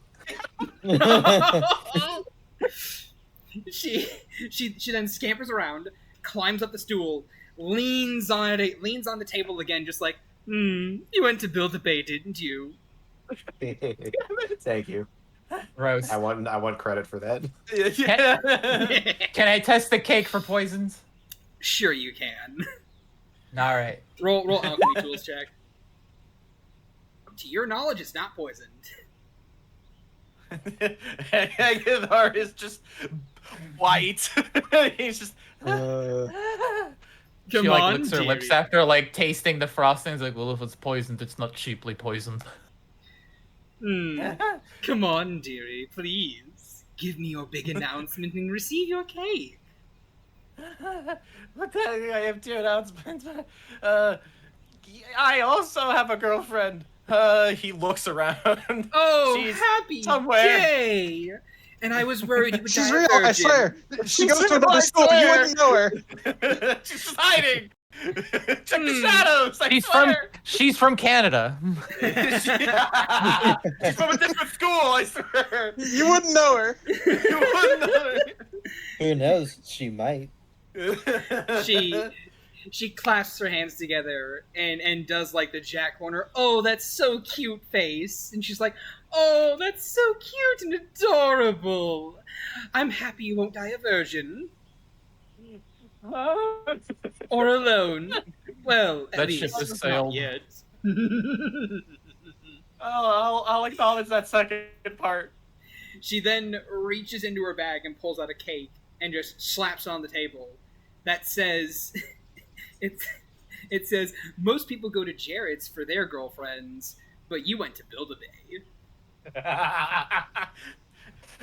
Technically, I just built a body, but you know what? That's fine. I'll just take the cake and shut up. Good. She pats your head, just like pat, pat, pat, pat, pat. I also check it for poisons. Sure thing. Roll. Yeah, roll, I think. I also roll- wanted to roll. Sure, nature? sure. Roll. Both of you roll nature. Okay. Do we have advantage because of Mel's training or Yes. no? Okay. 21. 25. 25. Well, no, neither of the cakes are poisoned. Why would she poison your celebratory cakes? Because she's she's a Mel. bitch. Why would Now. she poison everything else she's poisoned? Because she's a bitch. because she would expect us not to expect her to poison. the Yes, cake. yes. But here's the thing: you expect her to expect that you would expect her to poison the cake, so she did. But Air Doctors, that is the plan. Now, since they know our plan, we will That's- plan our plan around the plan, since they're planning around our plan. Your genius knows no bounds. Percy cuts a slice of cake and puts it on a plate for herself. The first time she will ever eat anything of Mel's on Rensoir's Behalf. Behalf. What is Yeah. what is Rensoir's favorite fruit? What is Rensla's favorite what? Favorite fruits or veggie? Like it can be a carrot cake or it can be a fruit cake. I would say you already know the answer is carrot All cake. right. Yeah, it's a It's carrot one- cake. It's very well made. Stick to the basics, bitch. cuts into the cake, pulls out a slice, and is like, "Why did I already know the flavor?" Renswa just lightly blushes and shrugs, like, eh. That would be like a whole ass carrot in there. And how about you, Agathar? And it'd be fucked if there was just like carrot chunks, and I'd be like, "God damn!" what's your You live cake like this. flavor? What would it be? I think he likes stuff on a sweeter side, so I think Red we'll just- velvet. Strawberry. He likes strawberries. All right then, it's a strawberry cake. He takes a plate out and gets a slice and then just kind of like looks around. There's already another slice taken out of it. Don't worry. There about it is. Yep, cool. Half the cake is gone. What? Yo, Well, like seeing as if taking my heart and my cake. like you You just look you're- over, Soren's eating one. Oh wait, I couldn't have it. you sit there, you take a slice of cake, you're looking around, you look back at the cake, a slice is gone. It's like, oh hey, well you look back around expecting to see her, then you look back at the cake, the rest, like half the cake is just gone. Doug is sitting on the empty side. Warren has one. Anyone and other people are here. Like anyone that like Agathar has had a crush on is here eating cake, and it's just like ooh, polyamory at its best. Oh, we're gonna need. Zulamod I'm is going there to need to for some bake another cake, dearie. reason. So, seeing as we are attempting to be on better terms, seeing as you're making a second batch of clones, the first batch could find its way into the basement of the caravan, so there are options.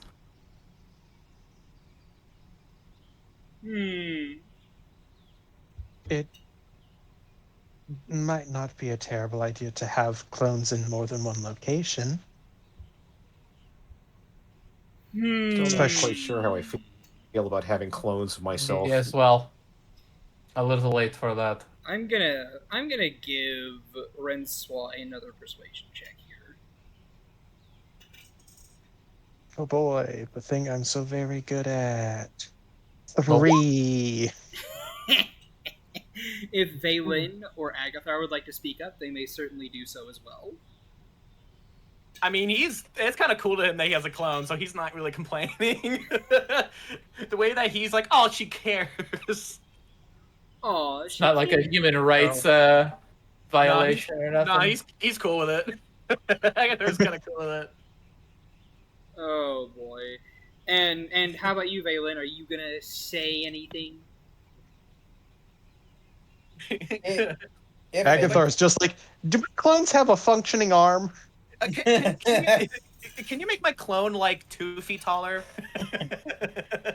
Or make him No. a dragonborn? It's fine. I mean, it's just it's just a question. Well, I could, but no.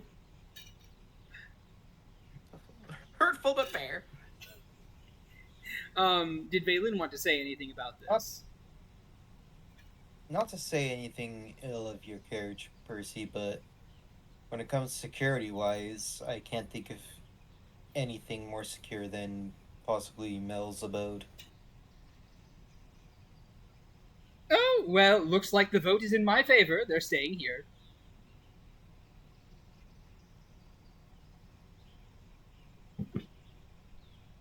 She grins.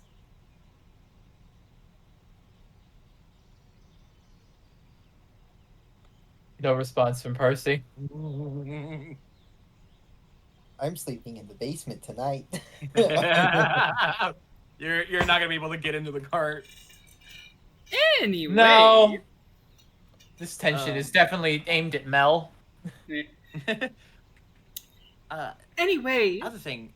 Oh, yes, go ahead. It's just a little thing, and he kind of slowly opens his spell book. I finished it. You finished the So spell? if you wanna- Mhm. Aw, that's adorable, dearie. She reaches you- out and she Mhm. plucks it and reads through it.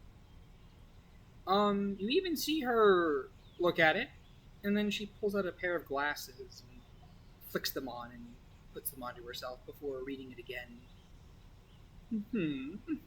He rolled on the balls of his feet nervously. Bell rattles nervously in his backpack. You know, Dralam even praised it. And she helped improve Bell too. Did she now, dearie? Mhm. She snaps the book shut and hands it back. Like Percy's looking at you like, why did you say that other part? She snaps the book closed and hands it back to you. It is impressive, dearie. It's always interesting to see when someone forges a new path.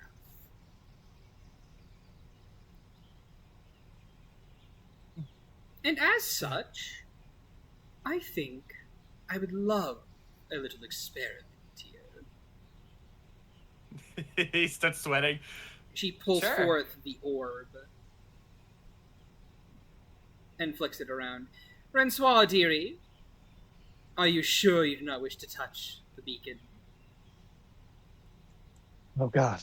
A new hand touches Touches the beacon. God damn it. He could never escape. No! No.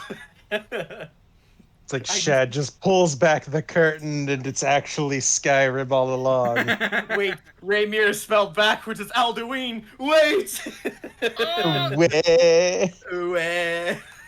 Anyway, continue, please. As Rensois will... And what will touching it achieve? More visions? Yes. I could handle a vision. They have been tapering off as of late, so... In for a copper, in for a silver, as they say.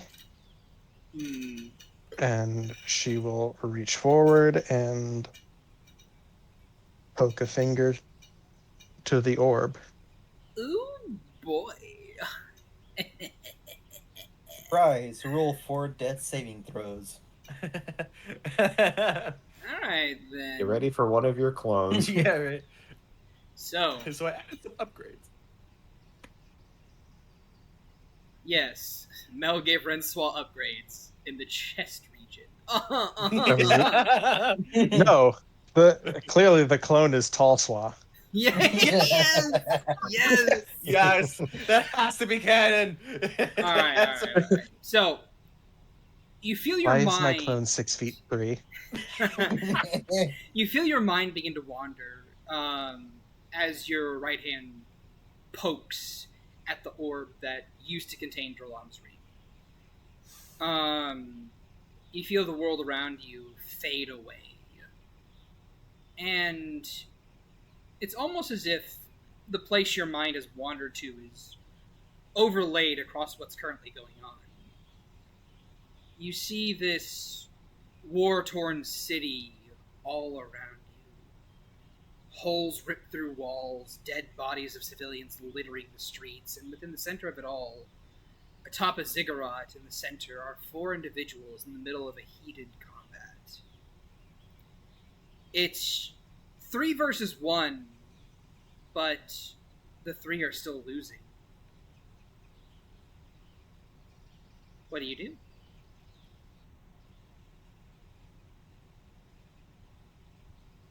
Right. So, this is like overlaid over the inside of Mel's house.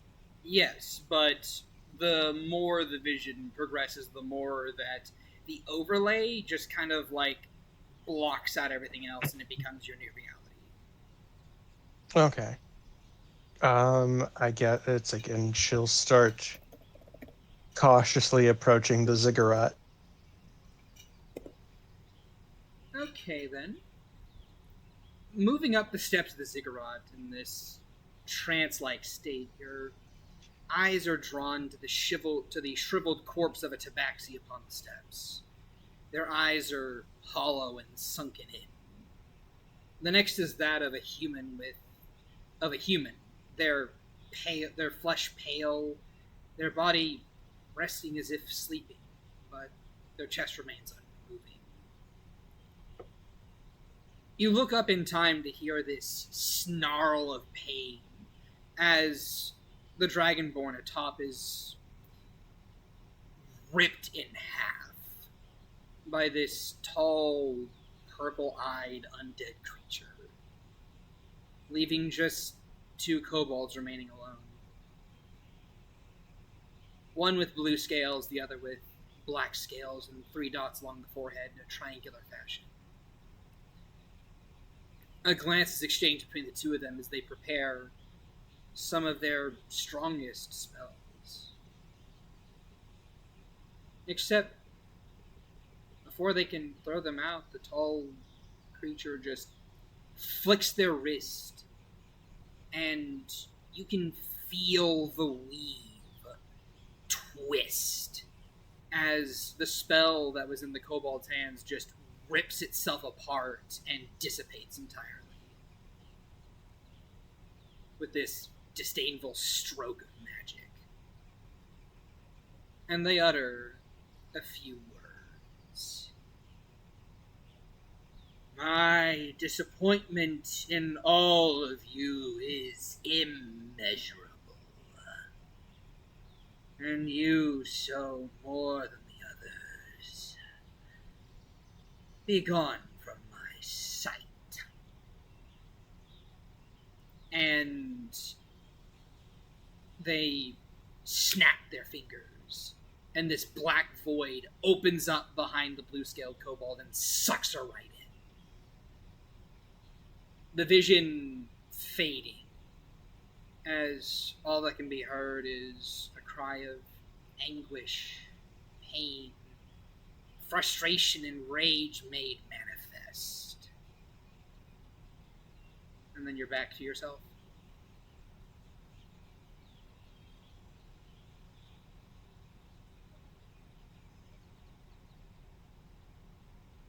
As Rinswell will kind of blink, the vision fading out of her eyes as she returns to the inside of the house.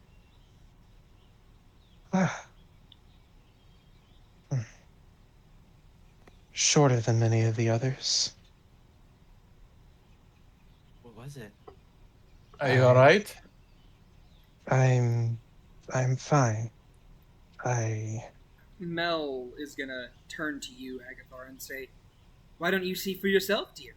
And she'll flick the orb at you.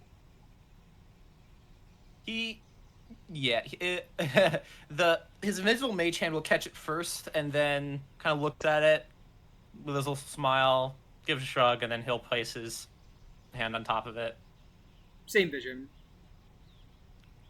Now, in the vision, I essentially enter that same mindset, like Yes. Renswall did, sort of like. So I embodied a person, No. or was that You sort of are just like a you are an outside observer to it. Observer. And Okay. Renswell, you get Think to of see it- this. It's like, think of Harry Potter, like viewing Yeah. the pensieve. I gotcha. That makes sense. Okay. And you, Renswell, actually get to see this happen for the first time, but you guys see Agathar just kind of like touch the orb, and he just kind of goes limp, and his eyes just go hazy and seem to fog over a bit. Oh, is that what I look like when I do that? You see a Now small those- bit those- of a small little bit of drool, just kind of like. Oh, I'm very. Suddenly, I'm very glad that these tend to come to me at night while I sleep. None of these individuals seem familiar. Even the big guy. Roll me a history check. Oh, God, where's my tab? There it is. Okay. In fact, Renswell, you can also History. roll me a history check. History, where are you? History, come on, baby! Fuck, is 16? Mm-hmm. 19. Damn. The two of you actually recognize the 5 figures, well, the 6 figures, really, within that dream state, as being very reminiscent of those upon the walls of Rainier's temple. That's right. And that blue couple that got shunted. So, if that's in Ramir's temple, is the big thing Ramir? Rainier wishes he was that. No. Rainier was a mere cub at the time. Ramier's father, then. No. Not his Hmm. father. Someone who shall remain unnamed. For good reason. It's from the place before this one. Yeah, Suba. Mall.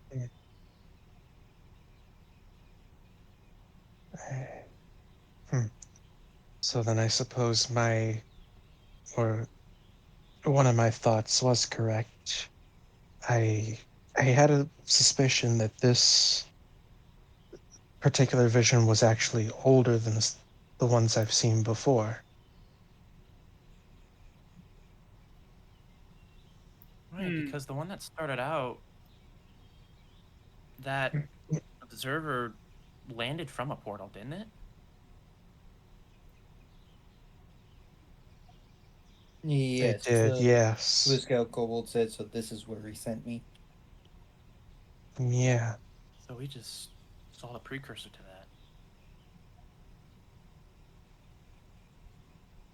Oh, man. Which Maybe one of you two wants the crystal to log it with the rest? I could take a spin. And Yeah. the orb will float back to Master Mel. She takes it again. And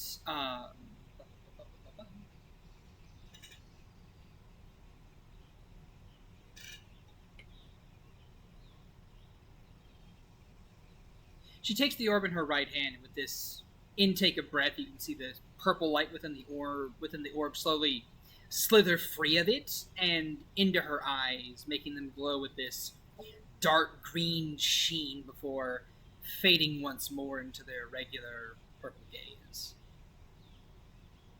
Before she pockets the now dormant orb.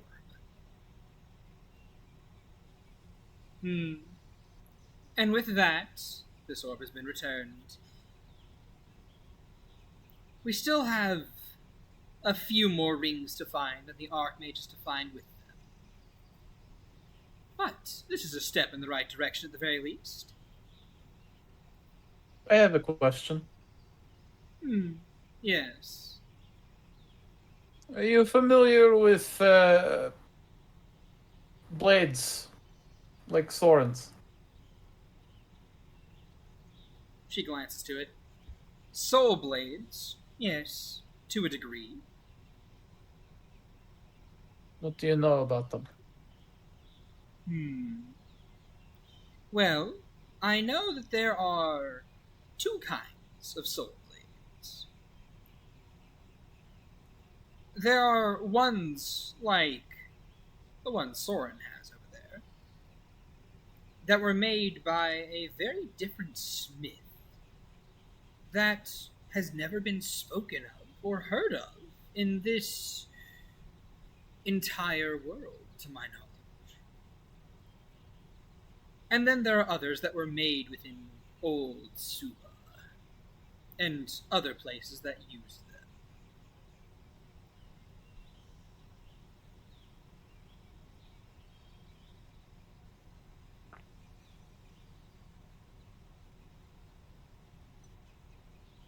Regarding the one that he has, well, it is certainly a lot stronger than any of the ones that were made here. The magic that binds it is far stronger, superior even to a degree. So his weapon is from a different world? Only the Conjuration Archmage could say for sure on that one. But all signs do point to yes. Huh. Jerlam had some words about it, I believe. Was it Jerlam who told us more about it, or was it someone else? It was Anka. No, Anka. Yeah, that's Anka. The old queen had words about it. Oh, Anka, yes. Yes, I believe she might have told you about the old smith. Blue-haired Yeah, she elven mentioned. woman. You aware of them? I'm aware of them. I have Care to met fill in them. the blanks? You know them. I've met them. I don't know them, per se. I met them and I asked them for a degree of knowledge that they had in the soul arts because, well, the soul arts are my field of expertise, are they not? And she was rather cagey about the information, sad as it was to say. But it was of no matter. I've been unable to find her again. And I have so many artifacts I could offer her for that information now. Maybe she doesn't want to be found right now. She shrugs. That's up to her. I can't say for sure, one way or the other. She wouldn't have happened to tell you how to free the soul from the blade, would she have? We never got that far in our discussion. Although, from rumors and superstitions I heard from apprentices she did take, who were a lot more talkative than her, I believe she was the only person in possession of a artifact able to destroy them and free the soul trapped within.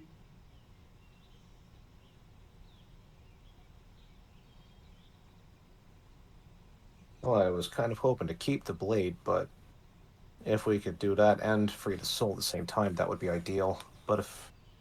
I guess we need to research more into it. Soren, dearie, you don't seem to quite understand.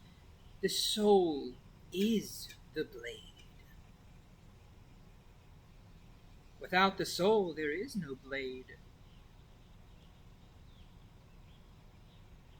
This kind of makes him stand at attention a little bit, and that weapon. He just kind of says, "Oh."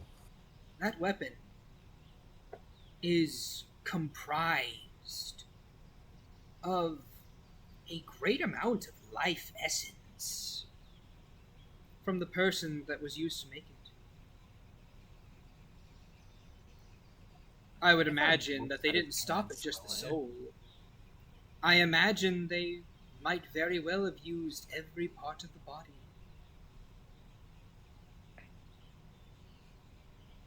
A tad morbid. That's right, they were hunting her people for these blades. You knew her. Oh, sorry. Go Sorry, ahead. Sorry, what'd you say again, Agathar? Essentially, he's like, well, that makes sense from what Soren said about her people. They were being hunted, right? You think she put her entire soul into the blade to escape? No. I don't think you get a choice in that matter. No. Now that you mention it, though, the travelers have a tale that is oddly reminiscent of of the construction of one of these weapons. Oh, Lord. We have to go deal with those. Is the tale told entirely in question form? They are capable of theater presentations. The carnival. Yes. The Grand Carnival. Is it the main show? Yes, it is. It kind of looks to the group. Well, we've already seen it. Have we? No. We have. No. That was No. in March that we dealt with the carnival. Yeah. It wasn't something that I ever did in this campaign. Oh, I- I'm just confused then. I Forgive want me. to- Cross the streams. I want to say, didn't Rensois or Valen attend one of those? Wrong character, man. Oh boy. Yeah. No. Okay. Big well, oof. hey, you guys get to enjoy the story. Woo! Right. I can't. Well- I can't wait to do that cube again. So you met this The cube. smith. What about the smith's master? The Smith's master. Their master was dead. Is dead. Supposed to be dead. They didn't speak much about them.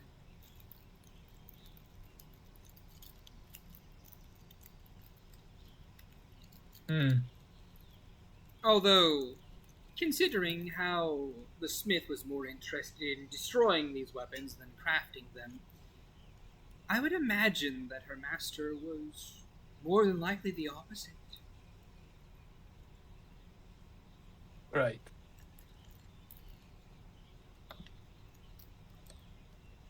So you said that you're referring to it as the weapon. I have two of these. Is the other one also a soul blade? Yes, dearie, it Or is. I kind of figured as much. It still hasn't awakened, but I need to. I'm trying to figure out how to do that. It will do Yep, so when fine. the time is right.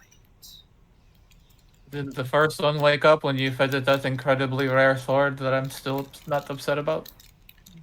Well, I mean, The fact that you brought up that you're not upset about it kind of makes it sound like you're upset about it. Not at all. Not at all. I mean, I didn't feed it. I didn't feed it. It was kind of voracious. It kind of voraciously ate it. Yeah, mine did the same, honestly. It was weird. And I got locked in a hole for it. She shrugs. Traveler magic in regards to yours, dearie. And as for yours, sorry. I'd imagine that it probably had to eat a powerful magical source in order to wake up properly. Like eating a Sunday brunch to get yourself all stirred up. Well, there we go. We have a mission to find another similar blade and force feed it to the sleepy sword. Well, it's seeming like Hidari probably just needs a good strong breakfast. That's one way of putting it. Spending somewhere in the upper echelons of 200,000 to 300,000 gold pieces in steel. Quick, find Black Razor, feed it to her. I mean, we above game. I kind of know where it's at. No. We just have to fight some fighters again. No. That Unlikely. wasn't it. No. Just So, at Percival's comment, he just says, "Well, I guess that's partly why I'm glad that I lived most of my life alone, because I don't really have that much of a connection to money. I'll spend whatever it takes. Oh, nice for you. Hmm. You can feel the pain in Percy's voice. Yeah. You no longer are about welcome the in my money? wagon. If that were the case, you wouldn't have gotten the room to start with. Ah, yes. But with regards to Rainier, he's a persistent little shit, isn't he? It's You can say that. We've killed him once, he just couldn't locate his heart. Well, it is of no matter. Pay him no mind. Simply re-kill him. Re-kill him once more. She pulls out a tuning fork and tosses it to Agathar. That should help you locate his heart if it happens to be. That should help you locate his heart. If it happens to be on another plane of existence, simply offer it some blood and you'll acquire your quarry. Although, Can they use it to locate Remir? no. Okay. Odd. I got plenty of blood to spare. Although I You will don't? say, if you wanted to be successful, that princeling little shit must be in a weakened state. Do keep that in mind before you make the offer. Well, something tells me if we do find his heart and we do something about it, he'll not be very far behind. Depends if we can locate it without him finding out. Seems unlikely. I don't think I you'll agree. find it without finding him nearby. Was there any? It's weird. I would ask about any weird piece of jewelry he was wearing or something, but like everything turned to sand with him. If it was something carrying his heart, I think it wouldn't have turned to sand. Never Wasn't mind. with his body, I assume. I also glassed that entire pile of ash, so Of course. We'll figure something out. Of course, you do have another option available to you. That scroll of yours could be used to resurrect him, make him mortal again. and a couple of sparkles enter Agathar's eyes. Interesting. What a waste of a spell. Really, to fuck over Rainier? You need to waste a very powerful asset to take down one man who is easily destroyed by dropping him from a high height. Well, To make it to less be trouble? fair, if that was enough to destroy him, we would not currently be dealing with him again. We didn't have the means to find his heart last time. Also true. We also know what we are getting into this time, or at least a better idea of it. Mm-hmm. Very much. You will also be more prepared, so understanding what we are going into, we will at least be able to subdue his ability to negate. Yeah. Definitely have a plan for that. Also, fire. Fire is good. Yeah, I managed to land an alchemist fire on him, but it didn't do much. Well, luckily, she takes something out of her pouch and tosses it to you. He catches it. That is stronger. She passes you a pot of alchemist doom, Nice. Okay. which deals, I believe it's a 30d8. It's 2d6 fire damage each turn. But it takes you have to use an action to extinguish the flame, so Mm-hmm. unless he's gonna use his whole turn up getting rid of the fire, it's Yeah. a way to screw with him, and I can make That's more of true. these pots. True. Yeah. Well, this will be a good plan B in case of plan A doesn't, go well. And he pats. He motions towards a grenade that's peeking out of his backpack, and he stuffs it back in. Also, Is that incendiary? also very, No, but very, he'll screw him up. also very minor aside. With regards to your magic handgun, how it would interact with an anti-magic field, you get the plus to hit, but you don't get the plus to damage or the extra damage effect. Right, yeah. But it wouldn't damage him though. Would it? Oh yeah, non-magical weapon. Yeah, no, it wouldn't. Yeah. Yeah, exactly. You'd hit him. I would hit him. I could use it to annoy him, but I can't really do anything to He's like, stop it, stop it. stop it, you're being mean. Oh, that kind of hurts. Oh, it's annoying. Stop it. It doesn't hurt, but it just tickles. Itchy. Stop. It's like a Jeez. bug I can't hit. You know, Jeez. you know, like something hits you in the arm and you just instinctively say "ow," even though it doesn't hurt. It's like that. Another thing we could do to just subdue him would be bringing a lot of water. He won't be able to turn to sand quite so easily if he's soaking wet. Maybe. Well, dearies, did any of you have any questions for me? Not really for you, just more words for the rest of the group.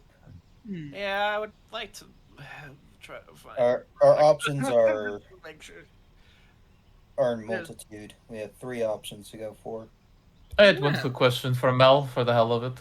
Oh, sure. What is it? You're good at enchanting, despite being a necromancer, yes? To a degree, yes. Think you can put a pair of wings on that caravan and give it flight? No. Oh. Alright, I'm done. Carry on. Well, I mean, you know my vote. He looks. In the meantime, while you four are discussing amongst yourselves, me and Rensoir here have to have a bit of mother-daughter time. She Looks puts slightly concerned to Rensoir. she hooks her little clawed fingers around Rensoir's belt and just kind of like tugs her along. I will be back shortly. Okay. I have my vote for Raymir as well, and Voyari. Yeah, the sooner that we can squash that bug, the better, and find the In Vori or Mirzai? Mirzai. Transmutation. Oh, that's right. I meant Mirzai. I am sorry, I'm all goofed up here. That's fine. Yeah, I for knew what you meant. Mirzai. As much as I agree that Rainier is a threat, let's not also forget about what Mel said long ago, that the Archmage of Divinity will seek us out instead of us finding them. Well, yeah, Seems that's like- the Divination Fiori Archmage. one, right? Yeah, divination. That's the And- Fiori one, right? No. The Vior... Mirzai. No. Yeah, you guys are all a little bit confused here. So, first of all, allow me to give you the location of the Archmages that are known. So, the Archmage of the Divines of Clerics Wait, is hold on, let me get located in Vuri. The Archmage of Oh, Transmutation is located in Mirzai. Located in Mirzai. The Archmage of And Evocation. Vori is Vori is the country with the clerics and the paladins and the undead. And then And the the undead undead problem. Yes. and that was which school you said? That was Sorry, because the- I'm trying to type these all out. Okay, that is the Archmage of the Divine, of the gods, of clerics and paladins and so on and so forth. The Archmage Yes, of Divine. super cleric. Yes. Okay, Vori Divine. Yes. Mirzai, Transmutation. Mm-hmm. Here's a transmutation. Okay. Okay. The Archmage of Enchantment, their location is unknown.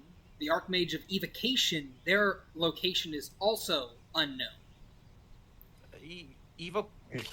No, we know where evocation is. Oh, sort of. Yeah, do you now? somewhat. It's in where that 3 Kreen colony got super destroyed. Roll a history check. Where the fuck? We were Right, just question. there. Yeah, that was the last one shot we did. Yeah, but that one shot was during the 40-day period. Damn it. Okay, so you said we're The questionable on evocation and which one? enchantment Enchantment. location unknown. Enchantment. Evocation with that 11, yeah, the evocation archmage is very likely in Xanadu. Xanadu, thank you. Somewhere in the mountains, I think. Yeah, Possibly. if I remembered, Agatha remembers. Yeah, I know. I was poking at you. It was like a DC 8, so it's Yeah, it's fine. If me, the player, remembers something about anything. Yeah, no, it's all good.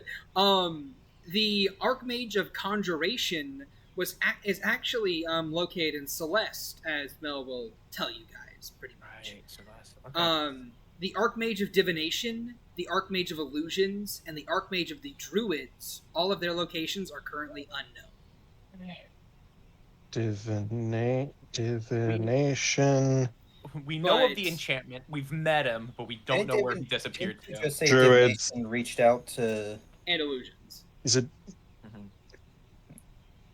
Didn't you say that Divination reached out to Mel for help? The Archmage of Divination, their location is not known right now, but they have said they will show up pretty much where they're supposed to be, when they're supposed to be, because divination. Yeah. Got it.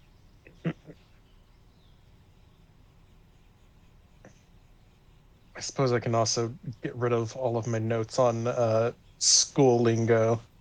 I don't think I need "that's real Archmage of you" in my notes anymore. Oh, come on, keep it there. All right, that'd cool. be real. That'd be real Archmage if you did. God damn it. I don't know. Why do you want me to keep it there? That sounds real sus. I don't know. I'm sussy Shad today. But no, these are the Archmages, and as you guys have found out, they are each able to not only at will whatever school of magic they apply to, but they can at will it at whatever level they want. Yeah. As just a baseline. And you've also found out that their linchpins tend to have weird and strange abilities that are related to their particular school of magic, like with Bethany and her Rumors ability. Yeah. Rumor has it. Fucking rumors. Rumor has it. I heard a rumor. I heard a rumor that she just had a heart attack and she died and we won. But with that, I'm going to kind of like pan the camera over to Mel and Francois as they kind of like step into a more secluded room. She gives her a little poke in the belly. So, dearie, what is it that you were wanting to talk to me about?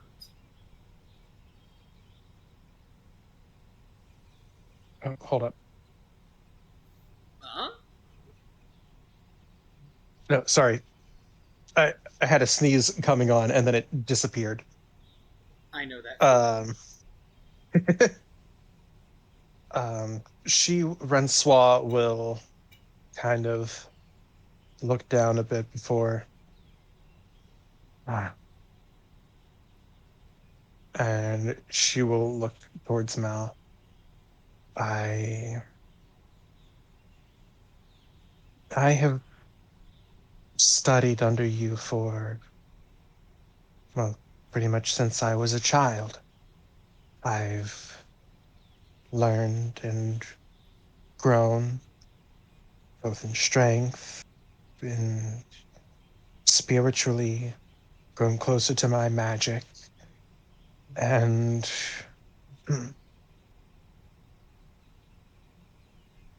I am becoming increasingly aware of my own shortcomings.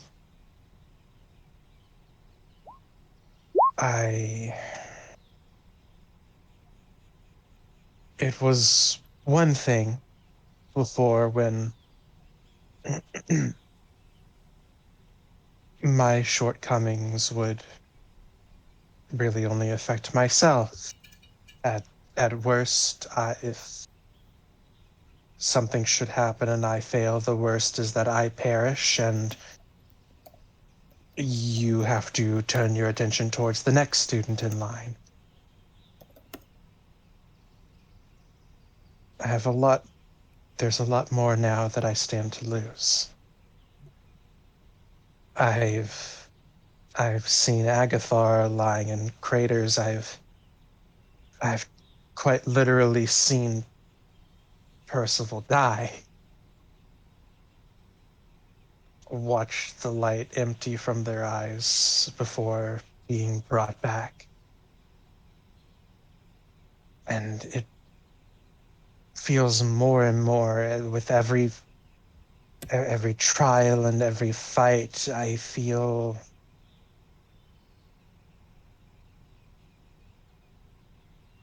for all the magic I possess, I cannot help but feel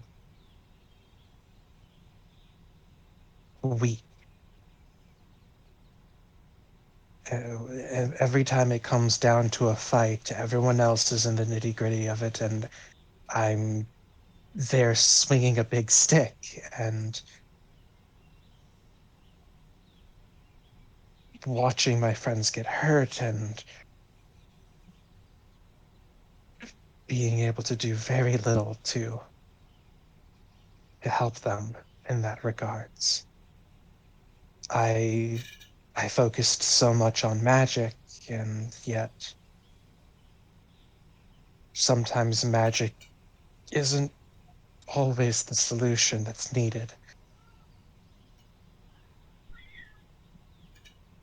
Dearie, I need more strength. dearie, I don't think you realize what true focus in the arcane is. Your compatriot Percival is fully focused in the arcane. Your fellow apprentice Agathar is not so much. He has split his attention, just as you have. And as such, you have been left enfeebled to a degree. You're only able to manage what? Tier 4? Well, yes. When you should be able to perform Tier 5.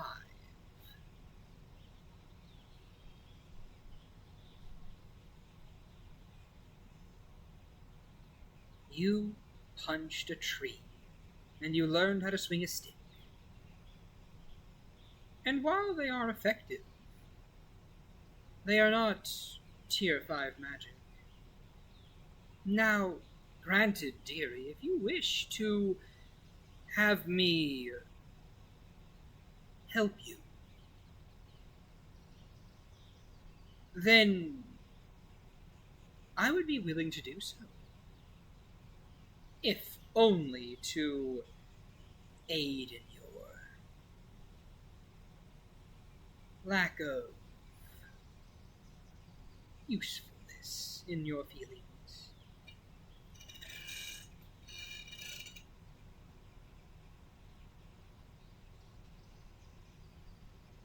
I would appreciate that. Hmm. I have no interest in, giving up on my studies of the arcane, but as I said, we are increasingly running into situations where sometimes magic isn't the solution. Sometimes the solution is who has the biggest stick. Have you tried summoning hounds on them yet?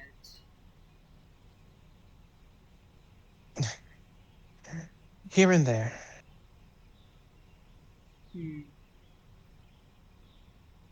Well, I suppose I can provide some aid in this manner. Although, I will say, if you're looking to hit with a big stick more than using your magic, there will be a cost associated with it. I can imagine, yes. You may not But be able to cast Tier 4 magic ever again.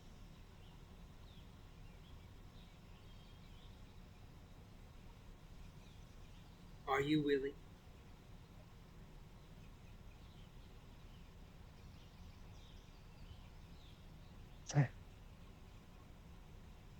If it means having the strength to protect that which I hold dear, then yes. And where Rinsois usually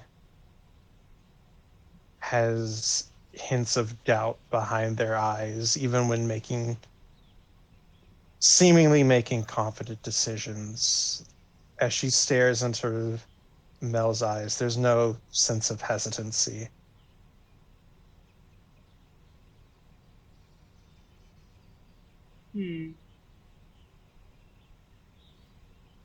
Well, I suppose if you're that determined, I should be a kind and benevolent master and aid you in this endeavor.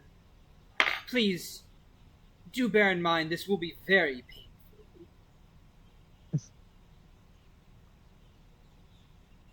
Only through adversity. Right? Only through adversity. That's my girl. And with that, she puts a hand through your heart.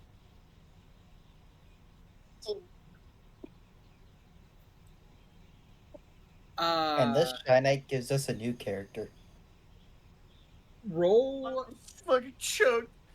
a con save. Kalima. Takes your heart out, flips it upside down, pops it back in, pat your chest. There you go, hun. Here you go, dearie. You said con save? Yeah, All con this time save. your batteries were just upside down. Oh, no! Oh, Lord. Ma! Roll Well, me a 1d6. Retro's dead, guys. Well, let's wrap it up there. Just somewhere in the house, a jar breaks. Okay. So, so as she puts her hand through your chest, like physically into your chest, and like grabs your heart, you kind of gasp in shock. Your eyes roll into your head, and you are gone. And then you feel your body begin to get shifted and molded. And, well, that's 4 levels of exhaustion you suffer. Well, joining Francois joins Agathar. the Agathar's just like, it's not me! It's not me for once! Agathar's head shoots up. I sense a disturbance.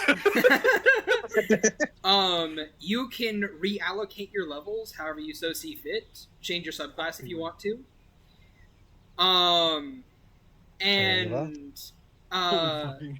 And lastly, you grow 2 feet taller. No. Am I coming out in the clone? No, you're not. Tall swat. She quite literally has manipulated and warped your body to be better at monk shit. Hence why you're now taller. You have more reach. Let's fucking All right. go. 5'1". I'm a medium-sized creature now. Actually, you know what? Fuck it. 6'3". Yeah. Oh my god. You're taller than Soren is now. You're twice Percy's height. Mommy, sorry. And as you come to, That's what the exhaustion. It's like that's what the levels of exhaustion are from. It's not even from having a hand through her chest. It's growing pains. My knees hurt all the time. yeah, and as you come to, you kind of like, and you just upend the contents of your stomach onto the floor. As Mel just kind of like flicks her hand clean of your blood and viscera, and she grins at you. Persistent. I think you died there for about a half a second. You're alive again, though.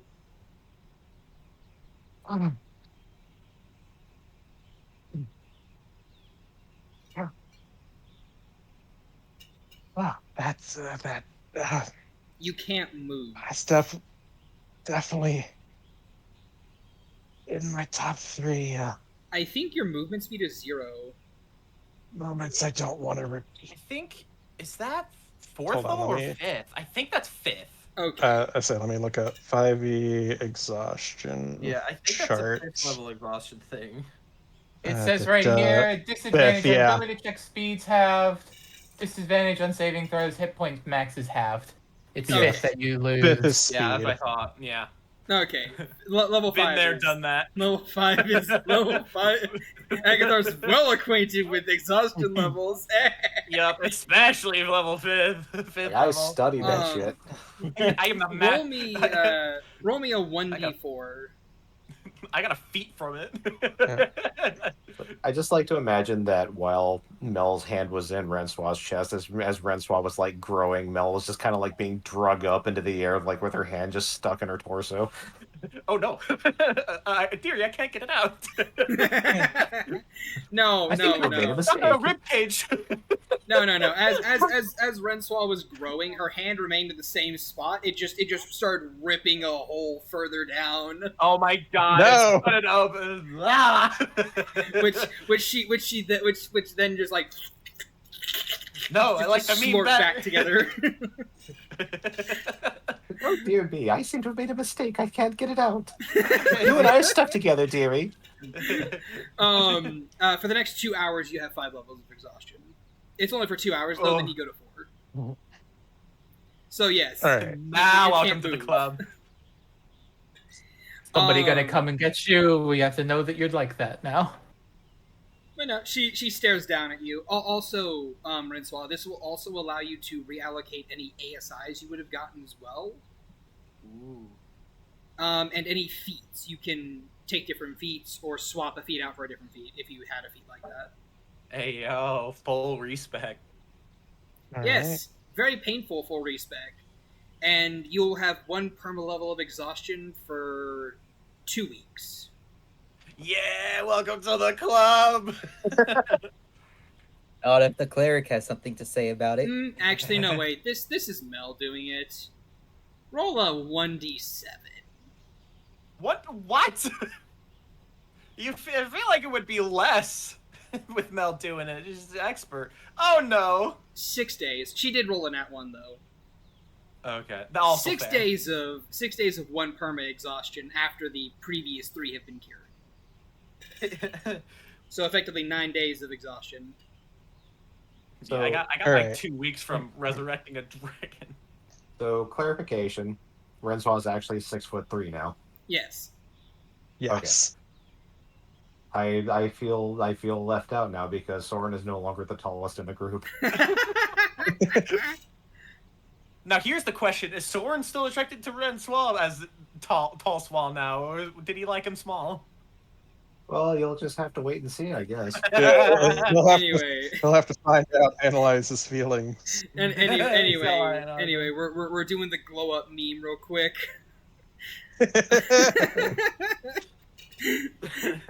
Mommy, my- sorry. Mommy, sorry. And she basically just flicks her hand clean and goes, are you feeling better?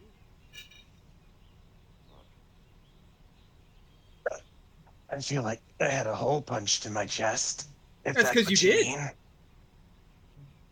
Yes. sorry about that. Yes, I know. Oh, I'm sure you'll be fine. I hope you like the new legs What? and arms. They make you look quite dashing, as tall as you are now. I Also, don't I seem should tired maybe to care what that means right now. Also, you should maybe get some different clothes. Those kind of were too small.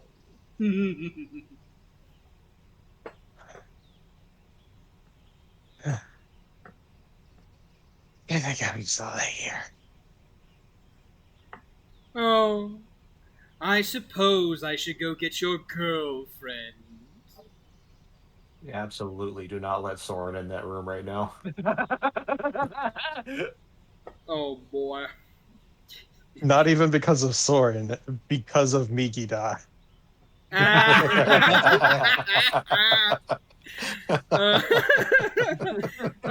She emerges from within the room. Percival, you see Mel walk out of the room by herself, and she kind of just like goes, just like whistles and just kind of like snaps her fingers and just makes a gesture. Eyes narrow. This is better not be an Agathar thing. She grins. No, nobody died. Huh? She's still conscious. Mel said Hey, she died Did she for- resurrect no. the dragon too? No, Percy- Mel said she died for 2 seconds. So Percy someone did die. strolls and walks tentatively into the room and Oh no sees no what? she doesn't let you in the room yet. She just kind of like whistles you over first. Oh, I walk over to Mel skeptically. Yes. So Rensoir asked me to perform a little bit of a surgery on her, and she's still recovering. And as such, until I can find her a new outfit, well, why don't you go in there and take care of her, dearie? Don't get mad. She Chews grins. on her tongue and just moves. You walk Steps in into the room where Rensoir is. What does Rensoir look like now? Much the same, very much in coloration. She is laying with pretty much the tatters of the clothes she was wearing, considering she more than doubled in height, which is the most apparent thing of a decidedly not so small rabbit folk is laying on the floor panting. There's like a small like smear of blood around where like the area around her heart. Oh no, that's been Like cleaned up. the fur. Oh, that's been cleaned up? Then never mind. Sorry. She looks you over, head to toe. Your bed isn't big enough anymore. Okay. Don't make me laugh right now. No, but they'll make you something else for a moment. If she snaps her fingers and you become an actual rabbit. I mean, unless She she scoops resists you the out. polymorph. She is far too tired to resist anything at this moment. You know what? Scoops Fair up enough. the Rensoir colored rabbit in her arms and gently cradles them before leaving the room and heads towards the caravan. The rest of you guys see Percival walking out of the room that Mel and Rensoir went into with a rabbit. No, turned her into a rabbit. What? Agathar's head sort of this just like slow move watching Percival walk out. Don't I have bother. several questions. The rabbit She just is responds with "Don't bother." the rabbit is currently just like flopped in her arms, just like jelly. Just, Funnily like, enough, rolling back and not forth. really. Exhaustion does not transfer to polymorph. I'm gonna say it Is does. it not? Okay. I mean, she's flopped in the arms comfy. I'm gonna say it Yeah, does. yeah, but I'll- but- now. okay for this case. But if everyone's question, she just says "Don't bother." She just leaves. Fair enough. Oh boy. So, with Mel rejoining the room, did you guys have anything else you wanted to ask her? Soren does, but he's gonna wait. I mean, now is the time, my man. He's gonna wait for everyone else to leave. He can always ask her for a private conversation. So I'm Yeah, looking to respect. I would like a non-sexual one-on-one with you. Could you Platonic turn? one-on-one. Could you also turn me into an adorable little bunny? Can you make me 3 inches taller? Yes and yes. But no, but yeah, he's going to go. I have a slight request I'd like to make of you, Mel, if you wouldn't mind, in private. Oh, of course, dearie. You may certainly do so. She'll kind of lead you into the same room that she led Renswa into. Make Blood of on the that what floor. you will. No, there's no blood on the floor. Like, there's no blood anywhere. Do you think that she would leave blood? Yes. No. No, she lapped Bit that on the stuff up. upper. She licked that stuff up. Anyways, It absorbs your Excuse me? scales. Nani? so he basically goes. He basically just like waits until the doors close. He goes. So I understand that there's a little bit of poison resistance you've given you've managed to train into your students. Mm-hmm. And what are you asking for? He kind of like hesitates for a second. He says, "What exactly does that entail? Oh. Like what is involved in getting that done, and what would you need from me to allow that to happen for me?" Well, dearie, I suppose it really depends on how fast you want this to happen. There's the slow and safe way, obviously, but there is a much more fun way. His ears go down, like behind his head as she says that, and he goes, "And what would the less fun way be?" She pulls out the stinger of a scorpion that has a black skull across, that has like this white skull design across the back of it. I stitched this into your skin, and slowly it will inject its poison into you daily. And His eyes are now wide at this point. And slowly you will attain the resistance to it. Although you may not enjoy the journey.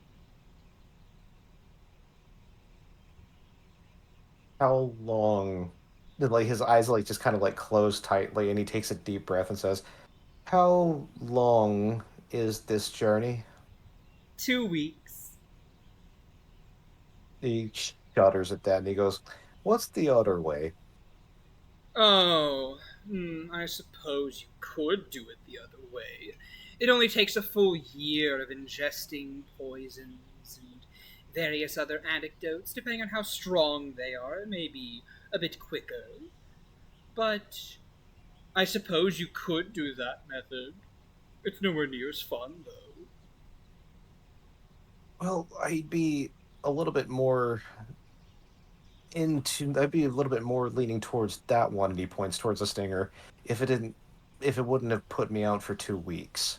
That's the main thing. He kind of says as a small lie. You're going to Mirzai, aren't you?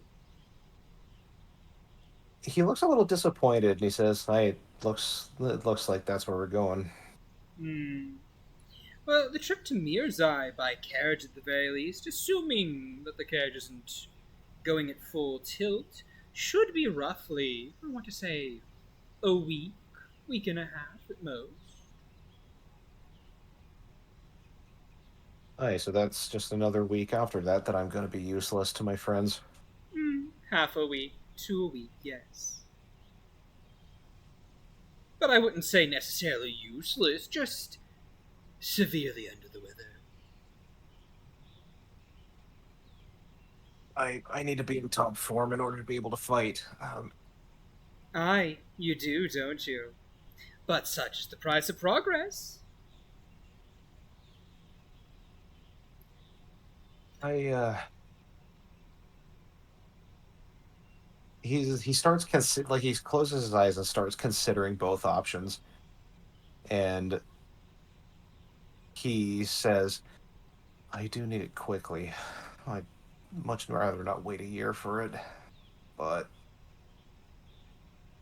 You see as he deliberates, she is just grinning, her tail flicking back and forth. And you can't help but feel like a small mouse before a cat. Like, she's not really the cat that he's seeing at the moment. He sees the Maine Coon behind her of the scorpion stinger. Yeah. So, how much time, or like when were we leaving Mel's hut? Like immediately, right? The very next day, yes.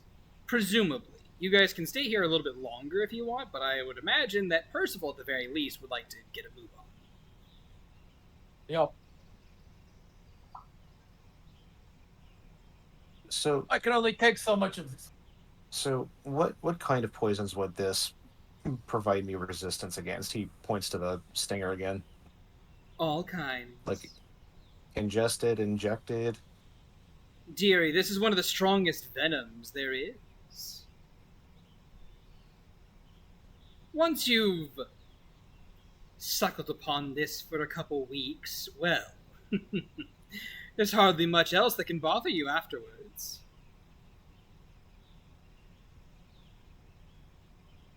He reaches out slightly towards it and then just like kind of like almost reflexively pulls his hand away and he goes, I think I need some time to think on it. But I'll definitely keep it in mind. If you would like, dearie, I could give you a little prick. Give you a taste of hell. She says, I could give you a little prick. Give you a taste of hell. Giggity.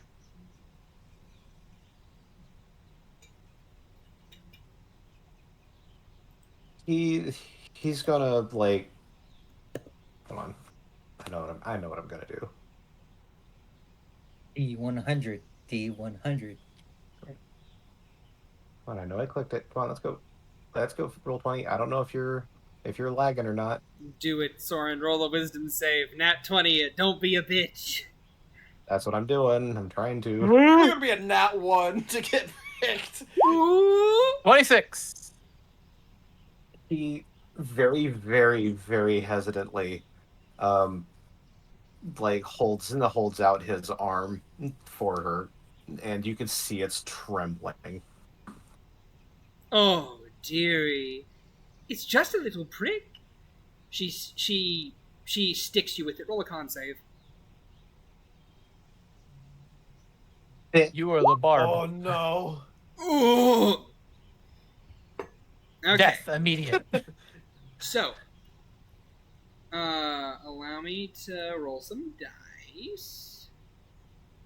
Allow me to roll for you to die. Or you wanting to die? Bum, bum, bum, bum. So let's see. Bum, So I can bum. cast Greater Restoration once a day. So, that has a lot of money cost. you suffer 22 points of poison damage, and your maximum HP is reduced by that much, and you Fucking suffer knew it. 2 levels of exhaustion. Oh my god! Dang. I So- fucking knew it! These levels of Everybody's on the exhaustion- sleepy gang. These levels of exhaustion are only there so long as you remain poisoned in this way. Which will be Exhaustion gang. Which will be for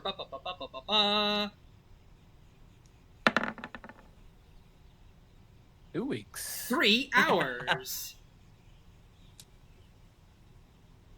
All right, and second level of exhaustion does what again? Disadvantage on attack rolls. Half. I thought this is Disadvantage No, on skills on one. it's half movement speed. Sorry, it's half moving. That's what I thought. yeah, You're it's Shlomo. yeah. So like you You got feel that this Left 4 prick, Dead. and all of a sudden like this fiery pain shoots up your arm as you see like even beneath your gray fur like black veins start spreading outwards, and your wrist kind of like convulses in on itself, and then your left arm just goes limp for a little bit as you feel it just start pumping into you. You're like, oh, and you kind of like go to a knee. He starts hyperventilating, like legit hyperventilating in front of Mill, and as he goes to his knee, he just begins chanting, "Balance in all things, balance in all things, Does that help balance with in the all things." pain? It's not the pain I'm trying to resist against. Also, before you get any clever ideas about subverting this through Valen's magic, you know, lesser restoration, greater restoration, so on and so forth, you must remain poisoned for the duration. So fucking brutal. Oh, I know. I wasn't planning on it, actually. It's not good to cheat on training. I've learned in the past. Oh, I'm so glad you have learned. It makes me happy. I learned this lesson a long time ago. Good boy. She pats you on the head twice. So, am I stitching this into you? He's just like grimacing really hard, and he goes, "I think I need a day to think about it." Aw, a full Unless we're leaving day? Fine. I suppose. Assuming you wish to continue to be drunk under the table by, well, smaller individuals. Agathar sneezes. She puts her hands behind her back and starts to stroll out. Unless you have something else to say. Well, he was just gonna comment with a smile through gritted teeth. He says, "That's just one of the smaller reasons I wanted this." There is pride in their much. after all. You are interesting. And that's a compliment. I am pleased. She pockets the stinger and just walks out the room. Shuts the door behind her. She's Soren all tries to get up. smiles. Soren tries to get up. Go ahead. Well, like, he just tries to get up. Is he able to? Yeah, he's able to. Like, it just floored him for like a few seconds as he like basically took the damage suddenly and was like, ugh! But yes. So, yeah. But yes, every day you're going to suffer that exact same effect, and I'm going to roll to see how long it sticks on you for. The exhaustion levels will stick on you for the duration, but the maximum health loss is there until you take a long rest.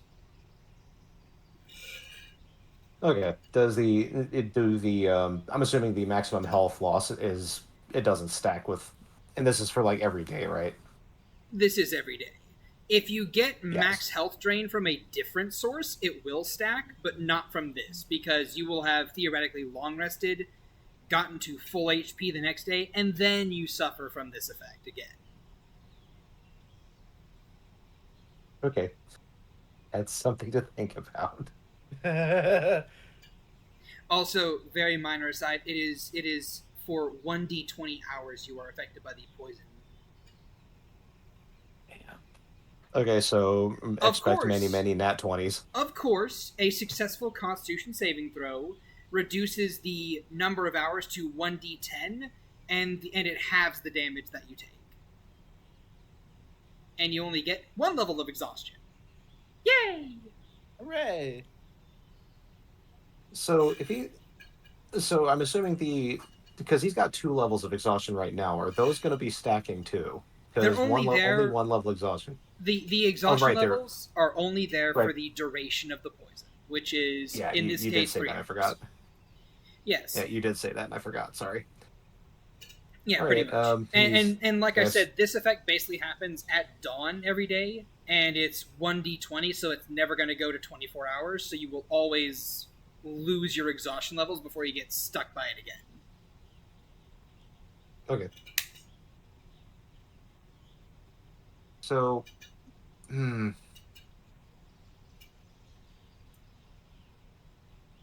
before she leaves, he's going to say, "How long does it take to stitch it in?"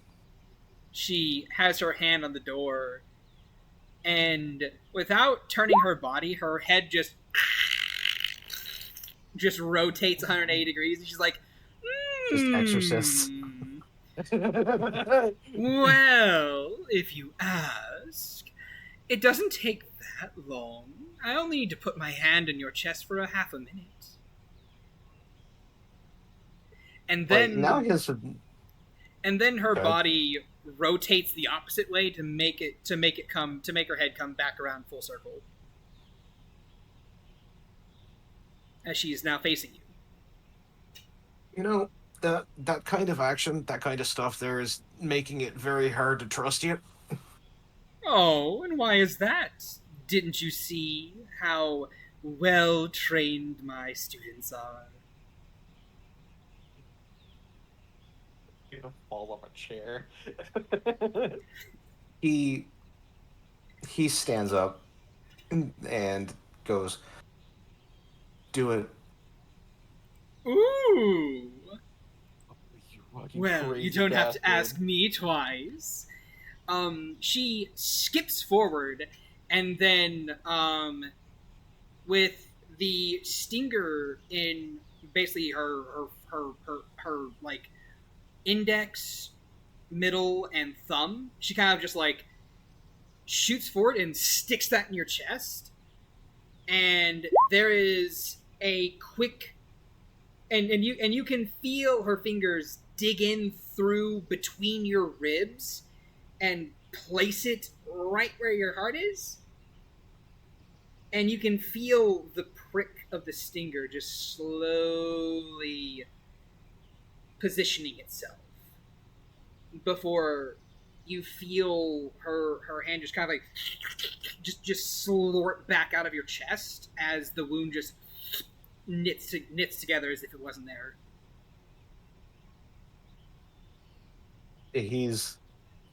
So I basically rolled that wisdom save. If it rolled low, he was going to roll a dex save to try and dodge out of the way. No, that's fine. That's fine. Roll me a con What is really save. wrong with all of us? What is wrong with all of us? Well, I don't know what you're talking about. Don't include me in your shit. You're an apprentice too. roll a And con yet save. I haven't done anything crazy like that yet. and it's always the con saves. Ooh! It's It's always the con saves. You better get con proficiency after this. You kind of drop to the ground afterwards, just like, oh god, my chest! Oh, my chest! I can still feel your hand in my chest! As there's It's just right like in there fiddling around. as just like this phantom pain there. And she just looks down at you, she's like, oh, come on, toughen up, dearie, you'll be fine. Don't be a What are little Doing bitch. this. she kind of like nudges you with her foot. Anyway, I think that I'm going to leave now. That stinger will not, well, prick you again until 24 hours from now. What time of day is it? I would like to say it's... Actually, no, wait. She'll say, it'll prick you at the beginning of the next dawn.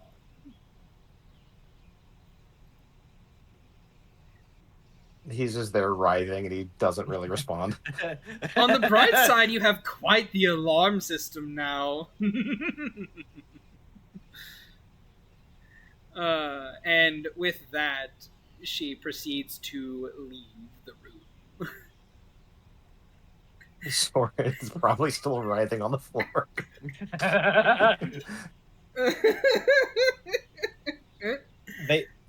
Just imagine Valen just craning his neck through the doorway. He'll be fine. Oh, He's he'll be fine. fine. He'll be fine. I'm It'll be fun. sure. I'm sure. Nothing we haven't conquered. So all that whole thing is going on since it's just Mm-hmm. Agathar and Valen. Agathar is still at Agathar. Valen will look at Agathar. Mm-hmm.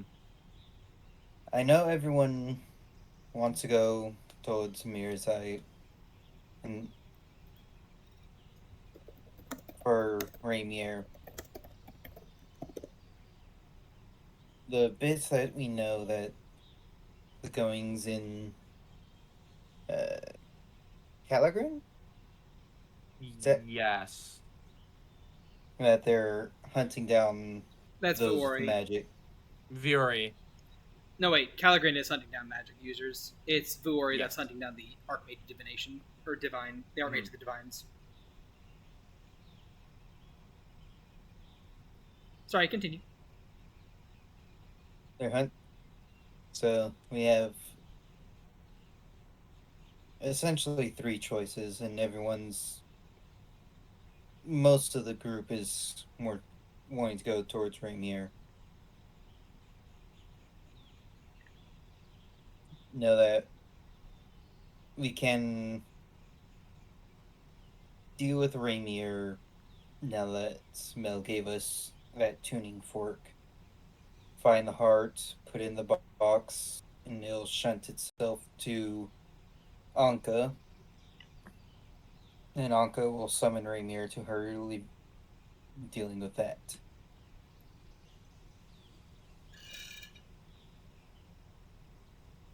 Yeah. So let's. ch-ldr-n is hunting magic users. The Archmage of the. Fuck, I'm forgetting what it's called again. Jesus. It's that one. It's not evocation. It's oh my Are god. you Celeste talking about is, Celeste? Is Conjuration. Yeah, conjuration.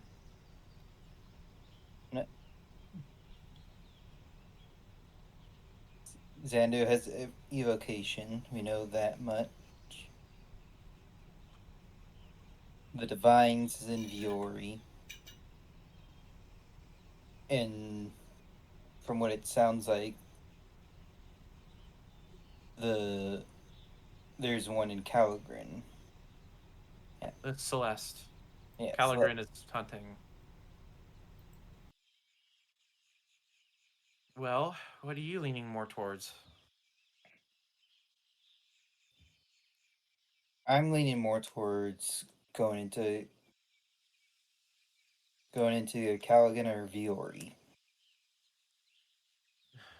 Because either way, there's an Archmage being hunted there for one reason or another. Yeah.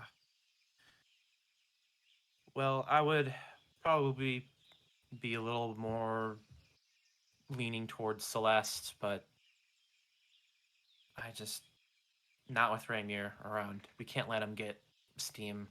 He's already implanted himself so deep in Mirzai, and it's barely been a month. I can't imagine what he's capable of if when we give him enough time. I know in the grand scheme of things, he's just another upstart, but to us, he's a real threat. And to all those people who owe a lot of stuff to the debt barons, Rainier is just one step closer to getting them under his thumb. And Well, let's also not forget what Mel said not that long ago. The Archmage of Illusions will essentially destroy the transmutation. transmutation. I am getting things You wrong. really, you good? Yeah, I don't know. We've all been pretty confused this session. That's true. I'm sorry, but no. Mel A lot of- Mel said that the Archmage of Transmutation in Mirzai is not really going to mess with Rainier. Yeah. Well, no. From what that's what it sounded like. Because I didn't get if- that vibe. For me, that's what I got. Because if the city gets annoying enough to the point that he will take action, Or he might just leave. Or maybe that's what they want. Yeah, we don't know what their plan is. Yeah, Um, that's the vibes that I got off of that. Yeah. Well,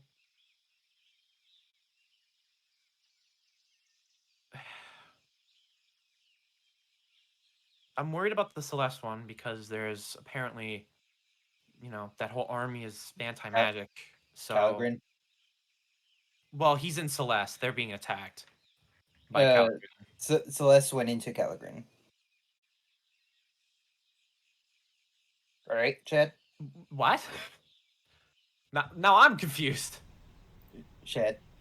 So Celeste declared war no. on Calgren. No, No, Calgren no. still declared war on Celeste. Yeah. All right, let me flip my notes on Yeah, that. What the fuck? Calgren is the one fucking I Celeste in am- the mouth right now. Yeah. I am really Oh my backwards god. on that. What the fuck? Good lord, my man. Are you okay? Oh, I don't Yeah, know. Calgren, Hey, yo, hold Calgren is on. the Magicators. I need a Yeah. reboot.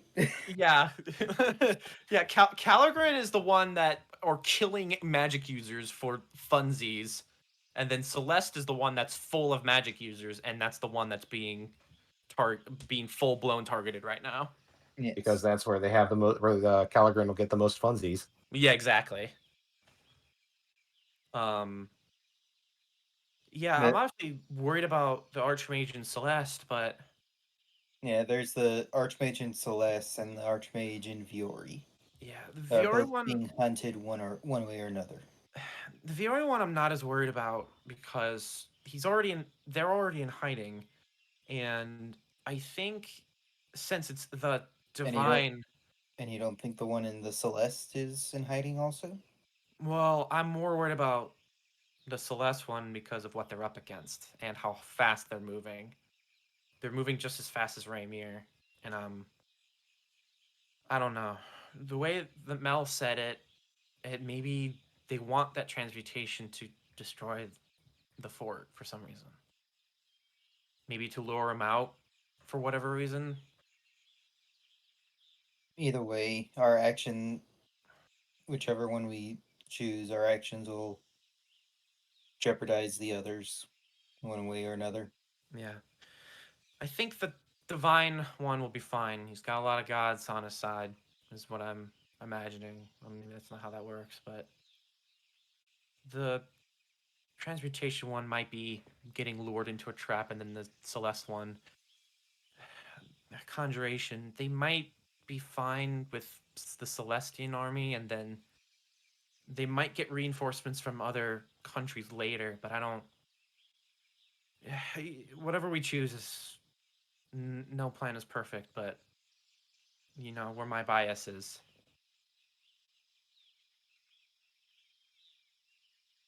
Yes, and I understand, but much of what we've got isn't very useful against an anti-magic field. We barely survived the last fights with Rainier. Why do you think I got these? And he just holds his rack of grenades. And maybe we can find more, and Percival can keep making those really good alchemist dooms. She can continue making those. We might be able to make a couple more on our way. And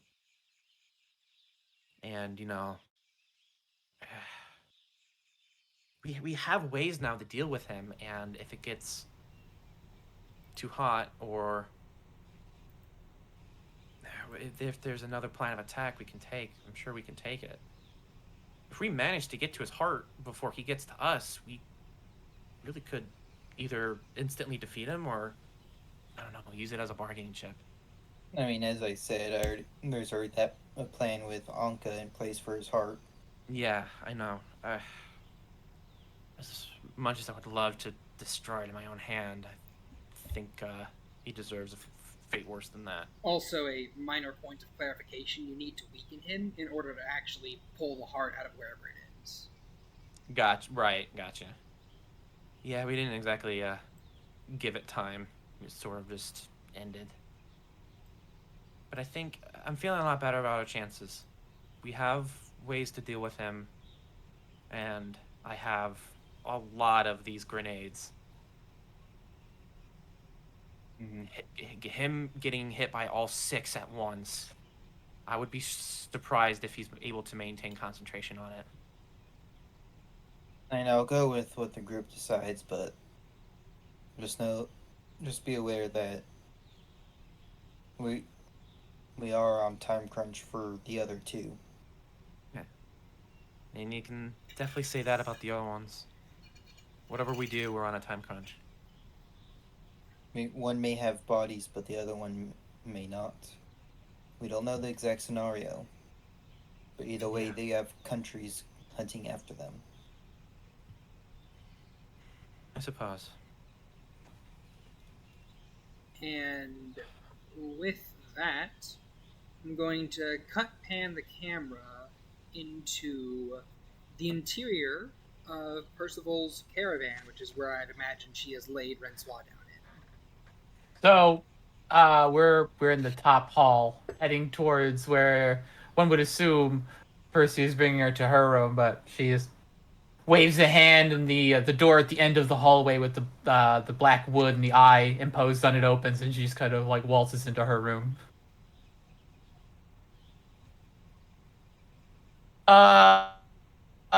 Percival's room, for Rensois looks a lot like how the caravan did before it was all changed around, only in a noticeably bigger room than any of yours. She sets Bunny Rensois on the center of the bed before dropping concentration and allowing you to take your normal shape on the much larger bed. Is it even big enough for her? Yeah. No, Percival fucking bouged it up for her own room. Fair enough. As one does. Look, I paid 40-something thousand gold pieces for this caravan. I gave everyone a room. Mine is biggest. Also, big bed means, more activities. Oh my. Oh my. I don't think I'm gonna be doing any activities for a while. No, that is apparent.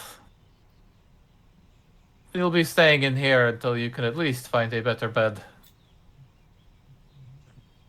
Unless you enjoy the idea of your legs hanging off the side. What is? I haven't seen. Well, what was she talking about? Who? Her? Mel? In what, Oh, in what respect? Something about different shape. Tilts her head. Well, currently, give me a moment. She shuffles. She goes to like a large desk with a lot of like glass tubing and stuff on it that you recognize as her alchemy set. Pulls out a long bit of twine with markers on it. Just puts one end between one of your toes and then just draws it up to your head. It's like, well, you're 6 feet tall now. And what?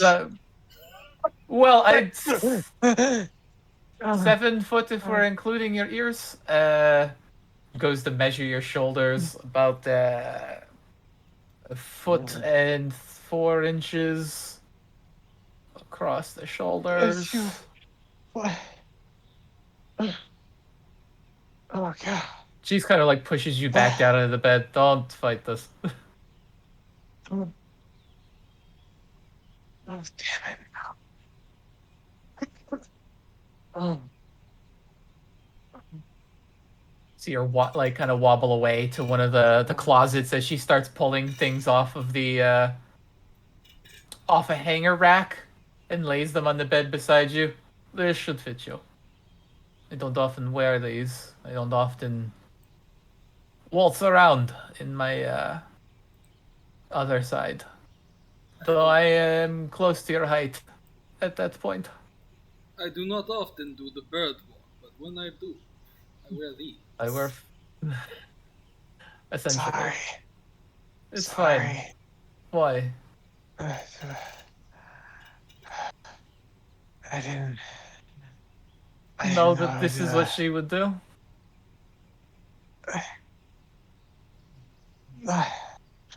not quite what I had in mind when she talked about costs. Yes, well, she has a joy in being cryptic and horrible. Now, sit back, lay down.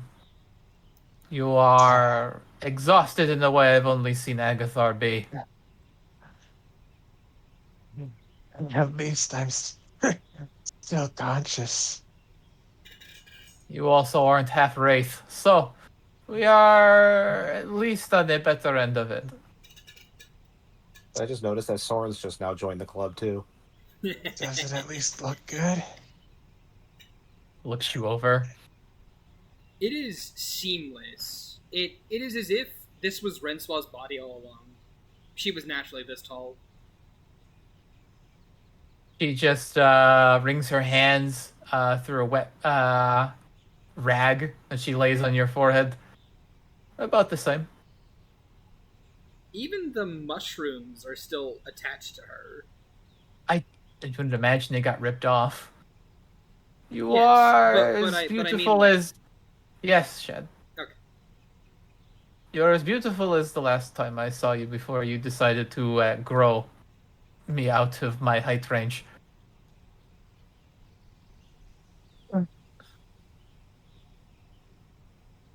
It just means...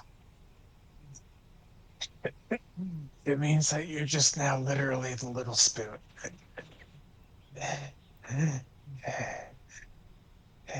At least until the full moon, but yes.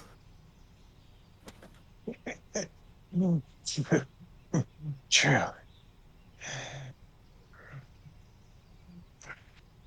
I think I'm gonna nap. And she will just immediately pass the fuck out. Sighs. Tucks you into the bed. Goes about cleaning some things in her workspace. Corks off some pipettes that were probably giving off a more sour smell and some kind of unguents she was working with. Pulls a couple of pieces of paper out. Unlocks a very large chest she has tucked away underneath her desk, and she places them in there and then relocks it. Okay. All right. And with that, are you guys done? She's asleep. I feel like Percy probably joins her. All right. You get your snuggle on. Nice. Well, I don't know about too much about the snuggle, considering she's like Dying. badly exhausted. So she's like, I'll wait. Fair enough. Well, with that in mind, above game, where are you guys wanting to go? I got a little more. There's Oh. some things I want to do. Okay then. Agatha, go ahead. What do you want to do?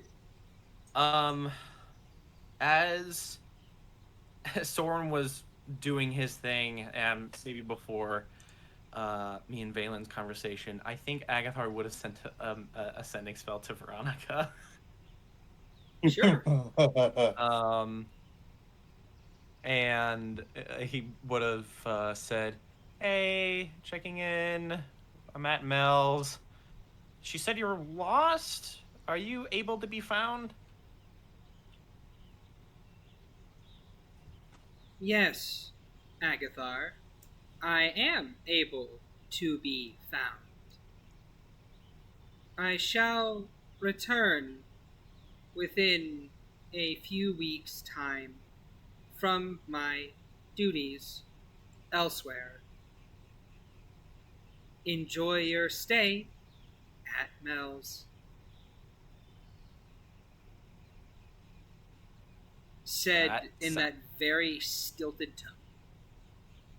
Okay.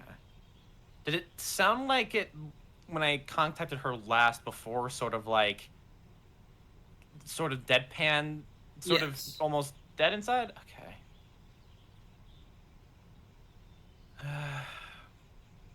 Dang it, that made me more worried. Maybe I'll ask feel as Percival Ch-ldr-n.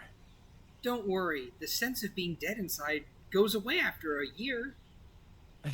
He knows that feeling. And then he That's kind not true at all. I felt dead inside for far longer than that.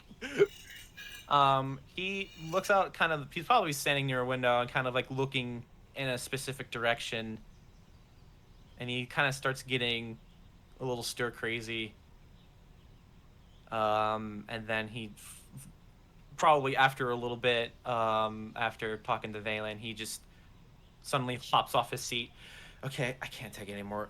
Valen, can you come with me? I need to take care of it right now. Mm, Ooh. I will say, around this point in time, you probably also see Soren stumbling out of the room. Oh, hey, Soren. You don't look okay. I've been better. What? Been better. What happened?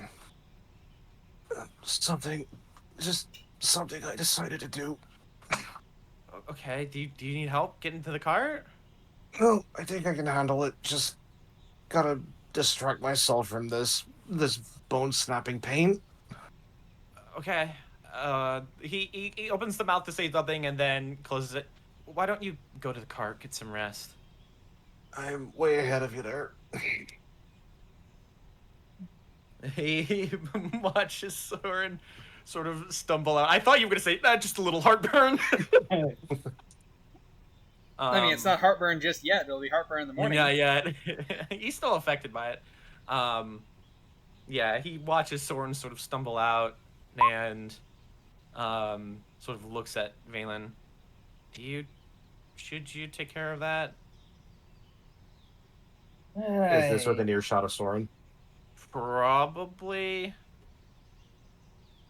Well, Soren's probably distracting himself, so he probably didn't hear it. Yeah, he's probably already kind of halfway through the door. I probably shouldn't. He was asking about our ways of how we got poison resistance. Oh. If you and Valen would both like to, you may both roll me history checks. Probably with advantage? Oh yeah. Yeah.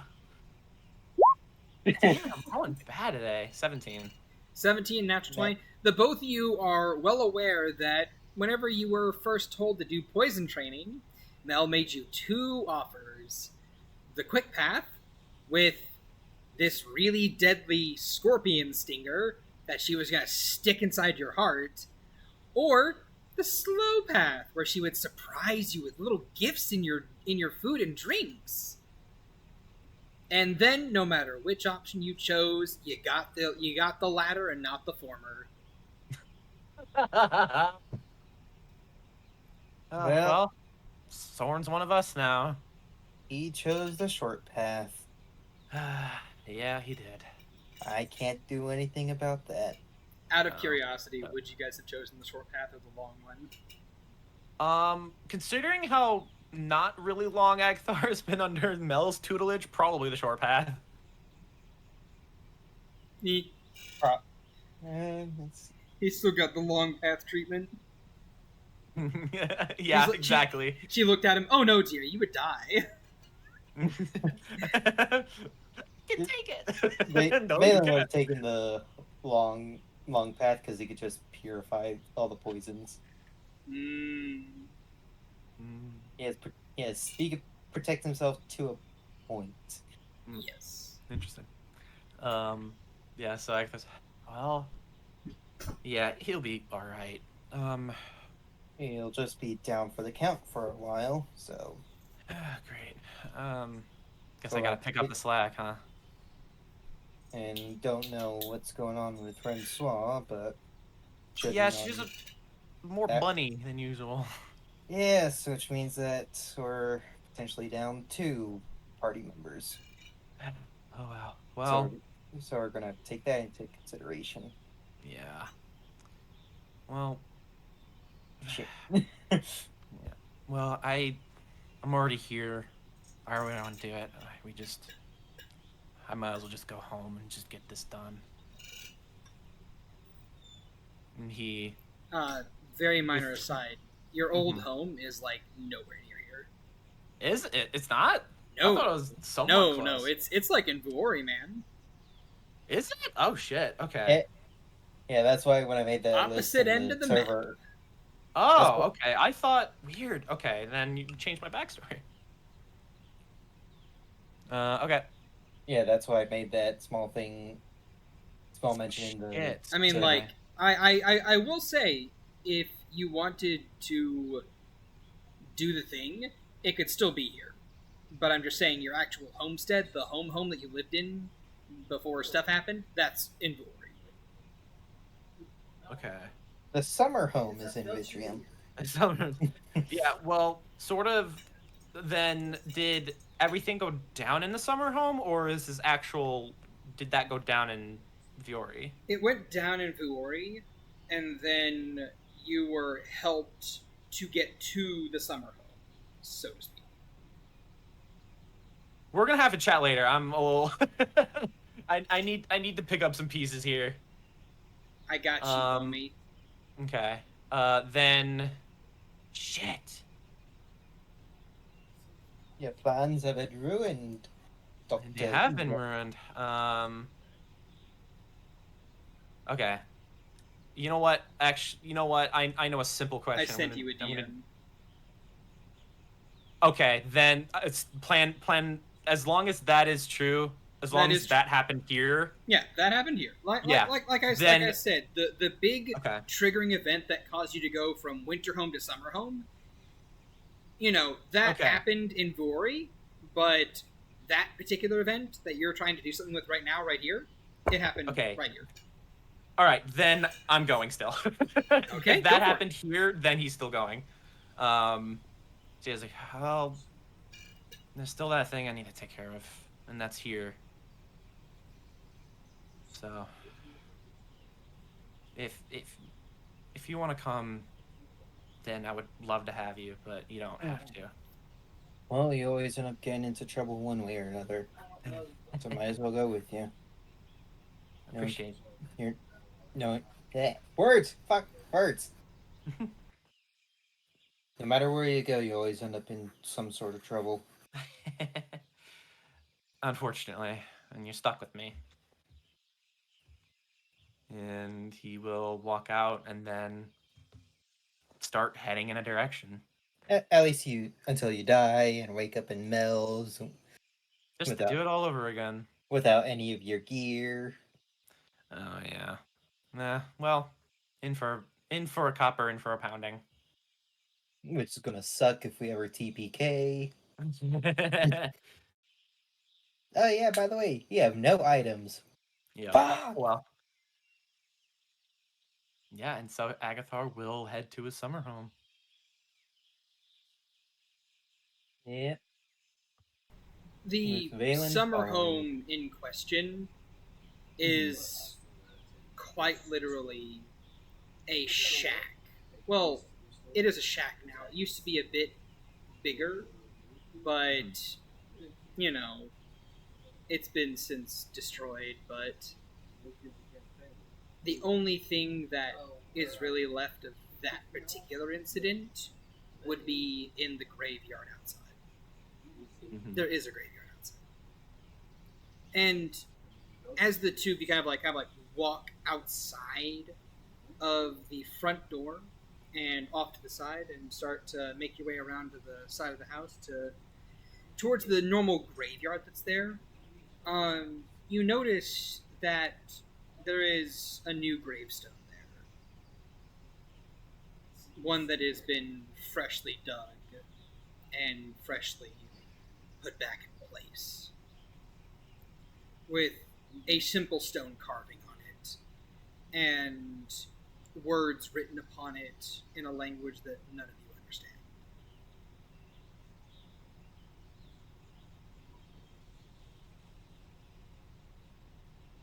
I'll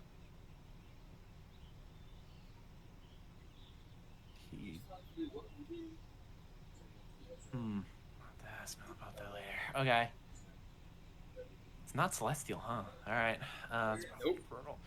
It's not abyssal or sylvan. Nope. shit. Okay, I'll have to. Wait, do I have it still prepared? I do. Okay, I'll come back to that later. Yeah, he'll take note of it. Actually, he'll pull out like a scroll, and some dirt, and then he's gonna he's gonna rub the words with it because he still has comprehend languages prepared. So he'll look at that later. Okay. Are you going to use comprehend languages now? Fuck it, we ball. Yeah, he's gonna use it now. All It's right. not concentration lasts an hour. You cast comprehend languages, and you place your hand upon the gravestone. And as you trace your clawed fingertips along the scribings, they unmake themselves and reform into something that you can understand.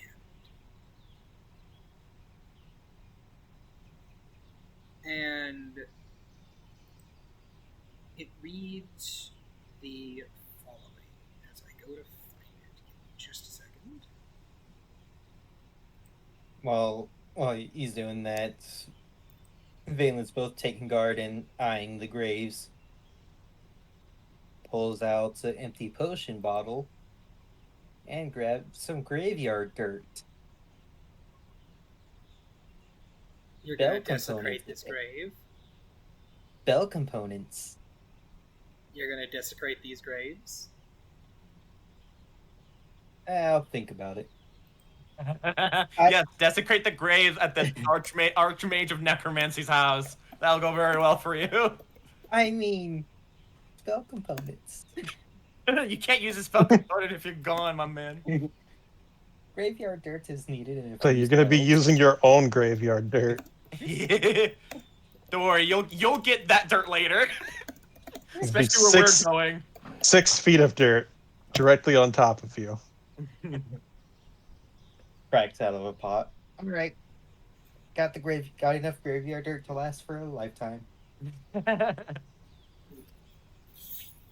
swear to God. Suspense is killing me.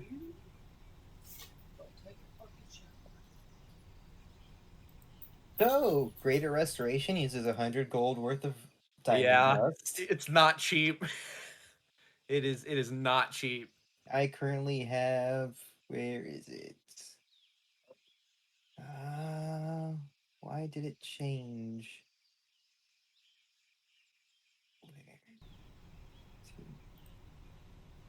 I'm All right, I'm back. missing diamond. What the fuck?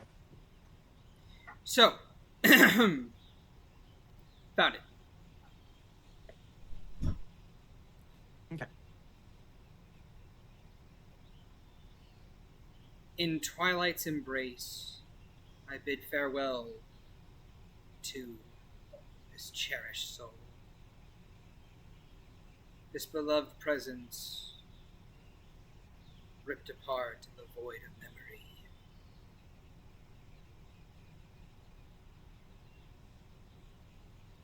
As much as they bloomed in life, they did not see the rot of death. Yet now I am pleased, for I managed to finally still their tongue and rest their soul. What remains of it?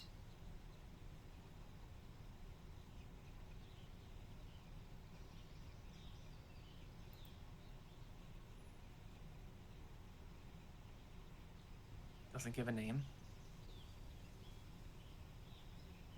It does not.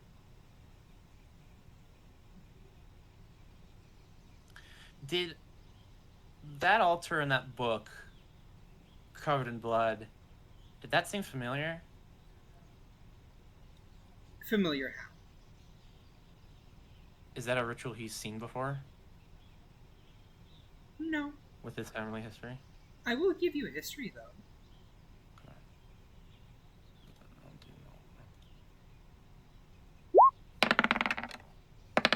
God damn. I'm like shit today. I will say, sadly, that you do not remember. Okay. It's been like a month or longer since that happened. Yeah, it's been a hot minute. It's also repressed. But if you'd like to, you can repeat that to Valen, maybe give him a history check. Yeah, I will. I'll read it as it's deciphered, but not like I don't read it very loudly. Just really kind of for him to hear. Okay. So I get a history. Yes, you do, buddy. 11. 11. You think you remember your master being given a book at some point in time. Oh. Yep. Above gaming, that's what I thought it was. Oh, I thought it was. I was worried it was like Veronica or something. Yes, Veronica was turned into a book. Well, I thought maybe Veronica like died and went to the astral plane to do business or something, and then she'd come back or get resurrected. No. Okay. All right. With that realization, I can at least inform you yeah. that the Book. book she was given at that point in time, that's the book that was on the altar. Oh, that was the book that was on the altar. Okay. Who the fuck is in this grave? Okay. Would you like to dig it up? Hell no. Fuck that. It is an option. It's an option for a dead man. He will... I've already got one arm in the grave. I don't want the rest of me there.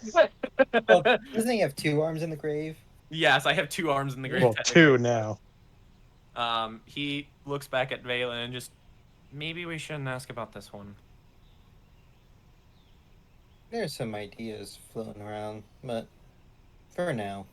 Yeah, usually when they don't leave a name, it's on purpose. And he stands up and then continues on towards the forest. He continues on towards his summer home. Well, I'll let you take from here, Butteroo. Ooh. Okay. So,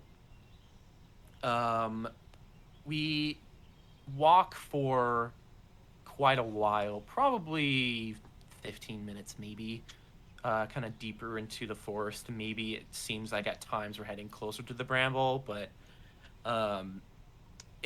Agathar, he doesn't wander. It's taking him some time to remember the steps that he took. And so sometimes there are some bobs and weaves between certain paths, and then he kind of locks into a specific direction. And the closer that maybe closer to the destination that he wants to, the more grim he looks, and he looks worried and definitely like when you're anticipating a punch, he has sort of that, he's just tense. He's probably the tensest you've ever seen him. And what seems to be 15 minutes, 25 minutes to a half hour of just walking in a direction, you can see starting to form in the background, sort of heading towards, in the specific direction, maybe heading towards east, is you see a, what kind of looks to be sort of a half hut. It's very small. You could probably pass at it for like a small storage hut, but for Kobold family, maybe it'd be like a decent, like a normal sized home almost. And when he gets sort of to the clearing of this, what looks to be just fully run down hut, it looks sort of like a miracle that it's still standing. And sort of open in this clearing of this hut. Can I ask for perception checks? Is that something I can do?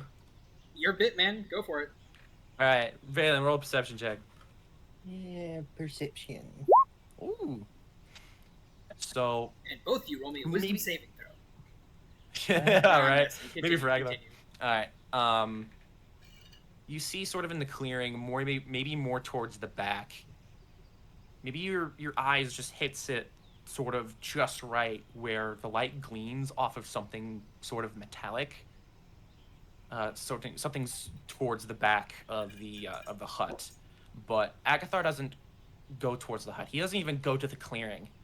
He sort of looks around and then sort of starts beginning to walk around the hut, sort of making sure he doesn't step into the clearing as he's like looking around, and he's looking at all these trees that are nearby, and he sort of takes like 40 steps to the left and then takes a couple of steps more, and then you can kind of see sort of this one tree that is a little bit thicker than sort of the other trees. And it has these it's weird for a tree to sort of have these old scratch marks, sort of like what seemed like an animal has very frequently gone here, maybe for stretching or for climbing. And then when he sees this tree, he walks towards it and kind of around, and you see his head turn to look at the trunk, and then he just stands there staring at what you can't really see what's on this tree. And then you just see this sad expression of grief, pain, sorrow, sort of hitting all at once as he just looks at this tree. And as sort of you kind of take a couple of steps to the left to get to maybe the... Do you see what he's looking at? Yeah, he'll shift around, so giving him some space, but just moving around so you can see what he's staring at. Mm-hmm. When you see on the trunk, deeply grooved, what maybe looks to be shaved into by a blunt knife and a shaky hand, you see 3 names dug into this tree. You see the names Marcus, Val, and then one that's in the center, bigger than the rest, and it looked like the last part of the last letter just sort of dropped down all the way down the tree. And the name bigger than the other 2 is Doug. And he just stares at that name. And maybe a couple of moments later, still looking at this tree, but he kind of turns his head a little bit. I need a minute. You can look at the old hut if you want. Take all the time you need. I'll stand watch. Thanks. And Valen will... Sucks that I don't have points for that. He'll make his way over to the bits of metal that he saw. Okay. As you head closer to the hut, with that perception check in it earlier, it's weird that the ground here has sort of dips and ditches occasionally with like permanently damaged grass, and it maybe seems like this was a battlefield at one point. And as you kind of get closer to the shiny piece of metal, you see just a gauntlet that's barely sticking out of the ground, with what you can kind of see now is hard to see with your angle before, but you can see sort of a skeletal humanoid hand sort of sticking out of that gauntlet, and there's a certain symbol on that gauntlet that is up to Shad if it's up to Shad if Valen recognizes what that symbol is. I'll give him a history check. Mm-hmm. Or a religion check. His choice. Either way, it's a straight 0, so... Ooh, 19. Does he get it, you think? Okay. A 19.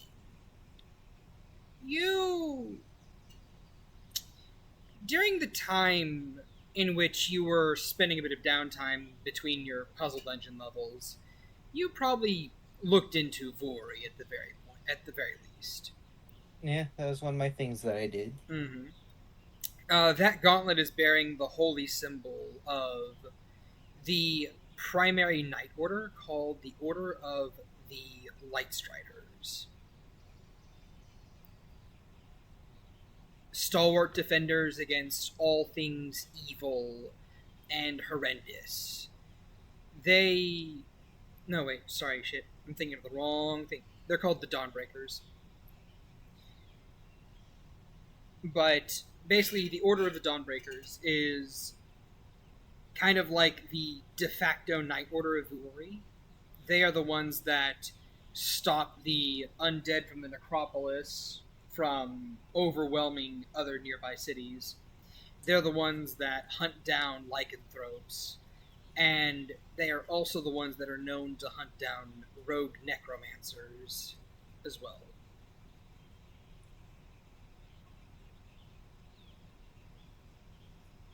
All the way in Vitrium. Territory in which they... If you would like, you can make a perception check. Yeah. Valen's just muttering to himself. All the way in Vitrium. Their authority ends at the border. With that curious. With that perception, you are able to kind of both locate what appears to be a horse carcass that is nearby that you would assume this person rode in on. And it appears as if there's only one horse. So this is the only person that made it here specifically. Messenger scout.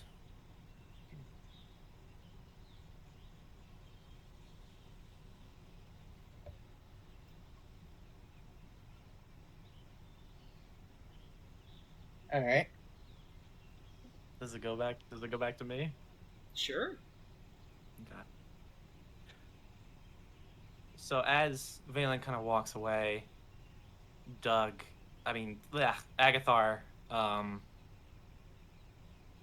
continues to kind of stare at these names, and after maybe a couple of beats, he takes a step back and starts to use mold earth to excavate the grave in the middle that he dug up for him. And he probably didn't get all that deep. He probably maybe tried to get 6 feet, but I think he maybe only managed 4. And as he excavates using mold earth, he gets to what he attempted to place the bones back in their proper spot, because when he got them, or when he took them, they were in a pile. And he hops down into the hole and locates a skull. And pulling up the skull, it's hard to tell. It looks human, but Agathar knows that. Actually, it is human. The skull is human. There's a lot of skulls that look human shaped, but he knows this was human. And he holds it up and just kind of stares into the eye sockets and sort of makes a little dirt shelf for the skull, and then Agathar takes a couple of steps back and takes another couple of beats staring at this skull. And then after this loud moment of silence, he finally speaks up.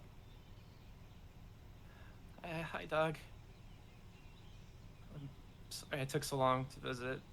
Things have been crazy. They're gone. My parents. That's fine. They were monsters anyway.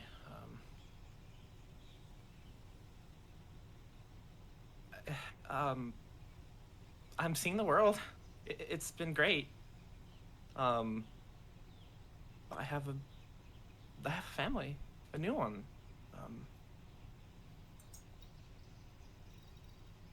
It's been amazing. There's just I have a higher purpose, and I know you really wanted to go out and see it all too, and I'm sorry that was taken from you. I'm sorry it wasn't me. No, it should have been me. I'm sorry. I miss you so much. You would really love my family. Soren reminds me a lot about you. He's a samurai. He's so cool. And Valen, he's me and him butt heads, but he's not a bad guy. Percival is complicated in her own right, and she has her own beef with Fiori, I think. And you would love Renswa. She's such a great sister. Doesn't give herself enough credit. I'm sorry. I continued my studies, and so I have to ask. And he will cast Speak with Dead for his final 3rd level. Oh. And he sort of gently touches the skull, and he fills it with this arcane energy to try to summon the spirit of once was back into the skull. And he looks at the skull with just tears just rolling off of his face, and he looks at the glowing green eyes of the skull. Do you want to be brought back?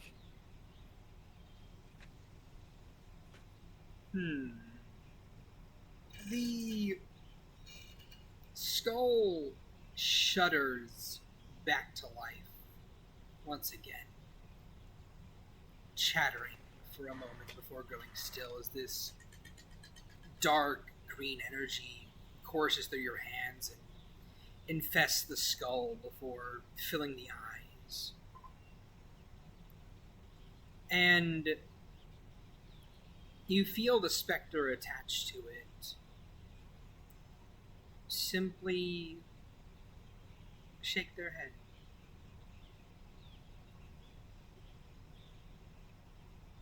No, Agathar. He wouldn't know my name's Agathar. It'd be his original name, Garius. No, Hungarius.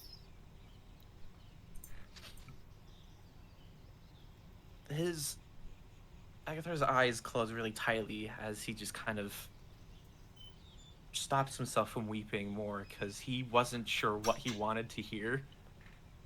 It was one of those situations where, what if he's like, will he say yes? What if he says no? Yeah, what if he says yes, and what if he says no? And sort of hearing that answer, sort of preventing himself from weeping. And He continues. mhm. Sometimes dead is better.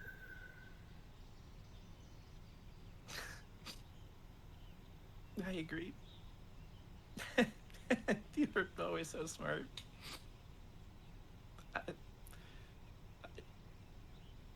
Did can do you do you do you hate me for failing you?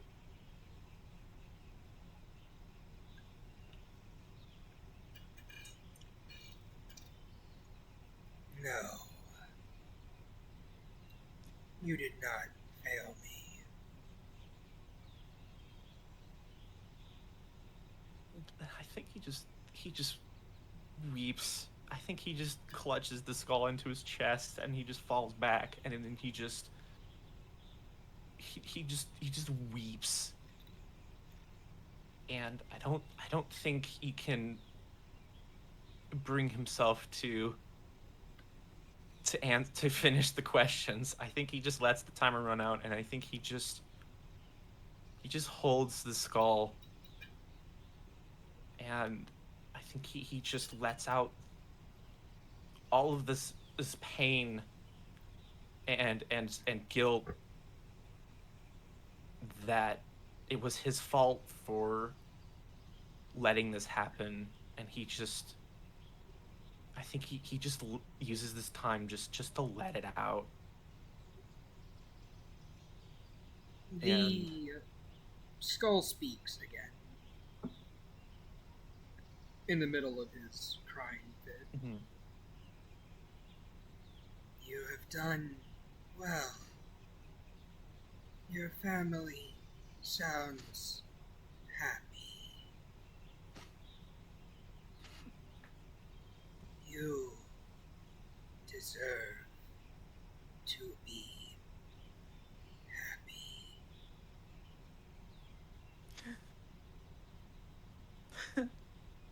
Thank you.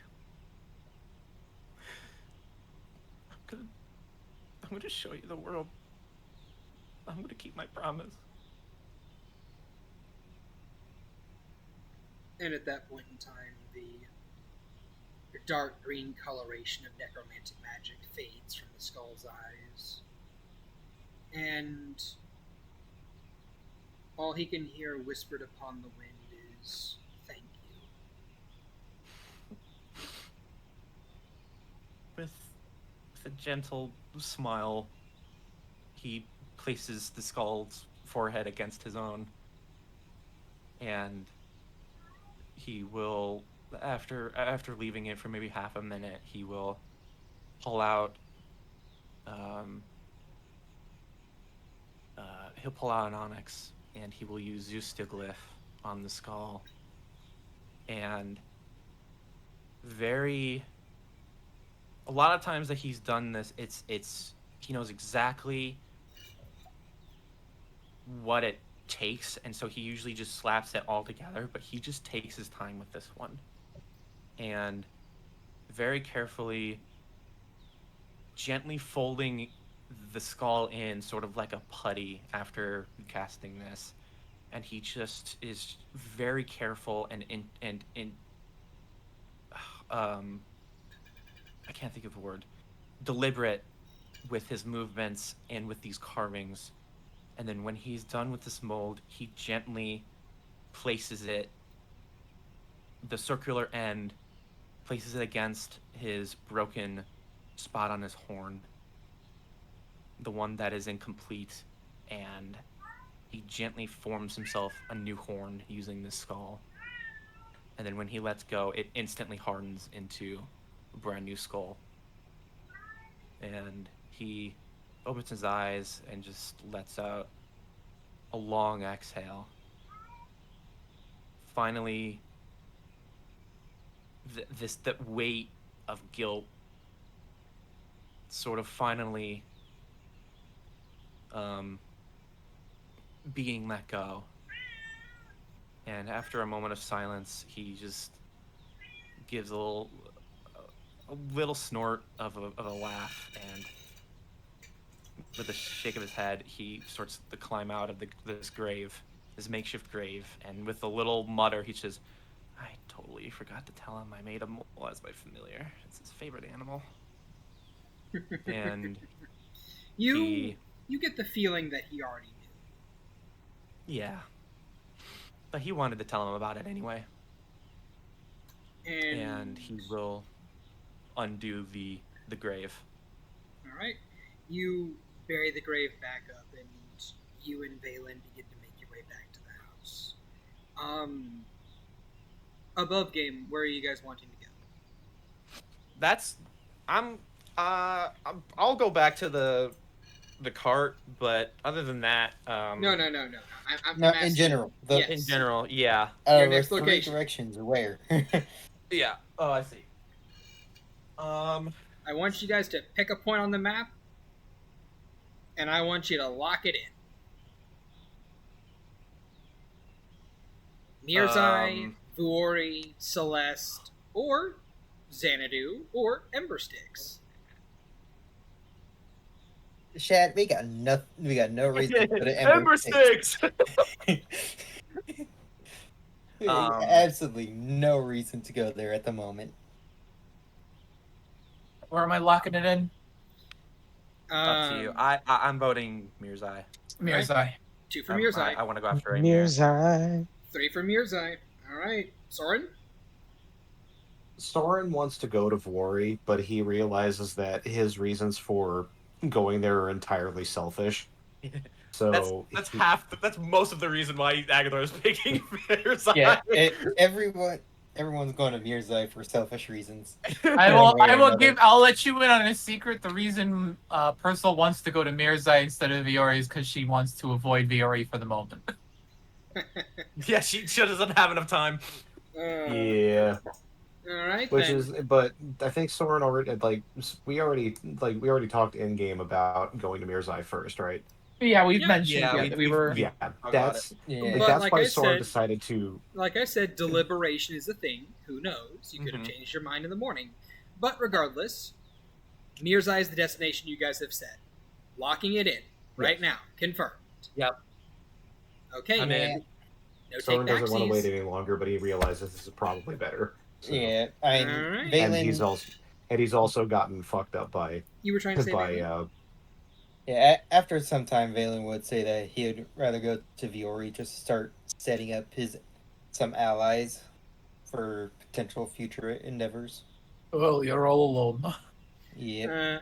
Alright. Well, regardless of all that, the course has been set, and the world continues to spin on its axis. The 5 of you bed down for the night, resting up before setting out the next day towards your new goal. Yet, Funny thing about that. let me finish. Okay. There is a large thing coming. Yet, Okay. while the world spins and your plans set themselves in motion, other plans are set in motion as well. High in the mountains of the frozen north, a mechanical hand takes a report. These icy blue eyes scanning along its contents, before a voice echoes throughout the large chamber that this person is in. An interesting development. I shall have to deploy one of my specialty units for this one. A pan along the axis and across multiple countries to a lonely clearing with a verdant forest full of lush, green life. 3 figures bickering back and forth with one another. Where are we even going from here? I think we should turn up a bit more, no? Maybe we should get to Deepwood as fast as possible, no? But, what if we just went back home, no? No! The other two say. The whining of an upset man can be heard as the camera moves again, this time rolling over and to the coast of an ocean near a pair of giant stone legs. A hand gently caressing them, whispering to themselves as they sniff the wind. Just a second to adjust this.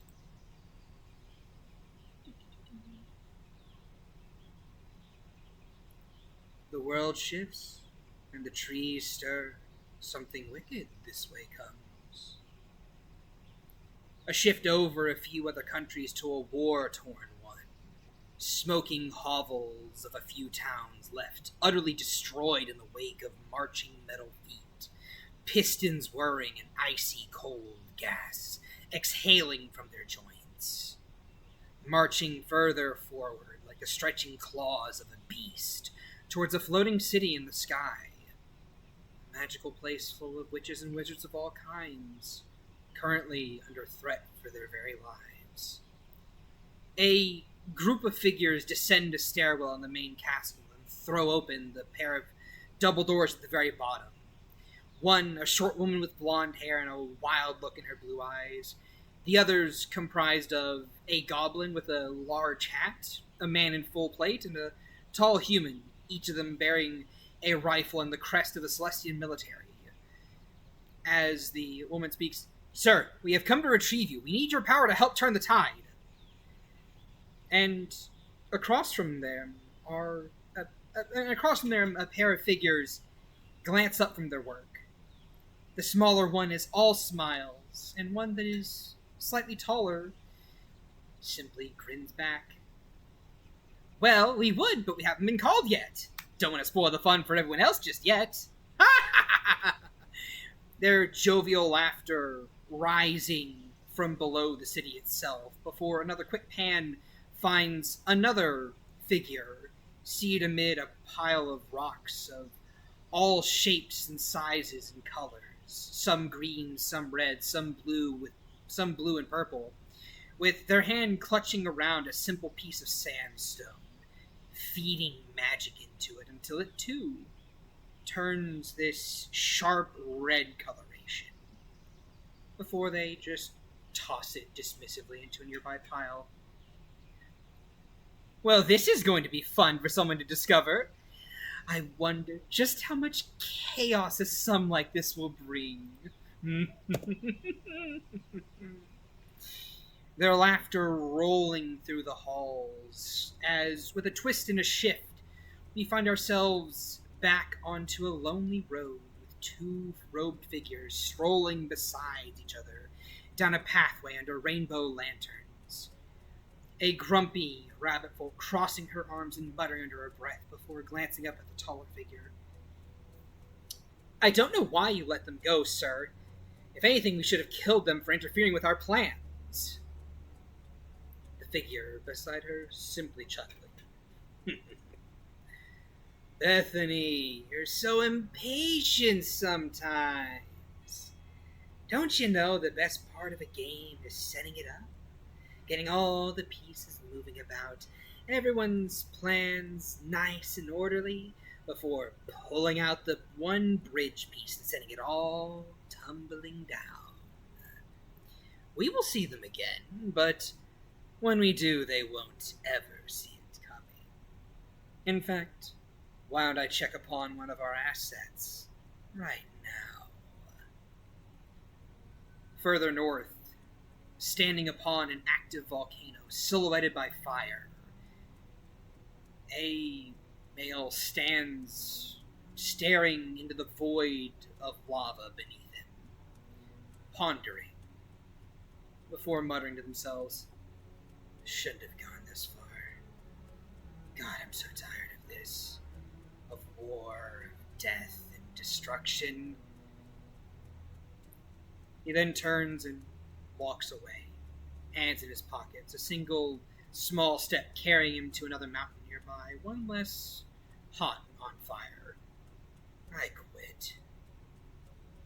With those words said, more movements take us to the sight of two figures stumbling through the woods, birch trees surrounding the both of them as hounds bay in the distance. One in armor, the other in none. An older woman speaking to a younger one. Well, we will have to part ways here. They want me and what I can grant their king.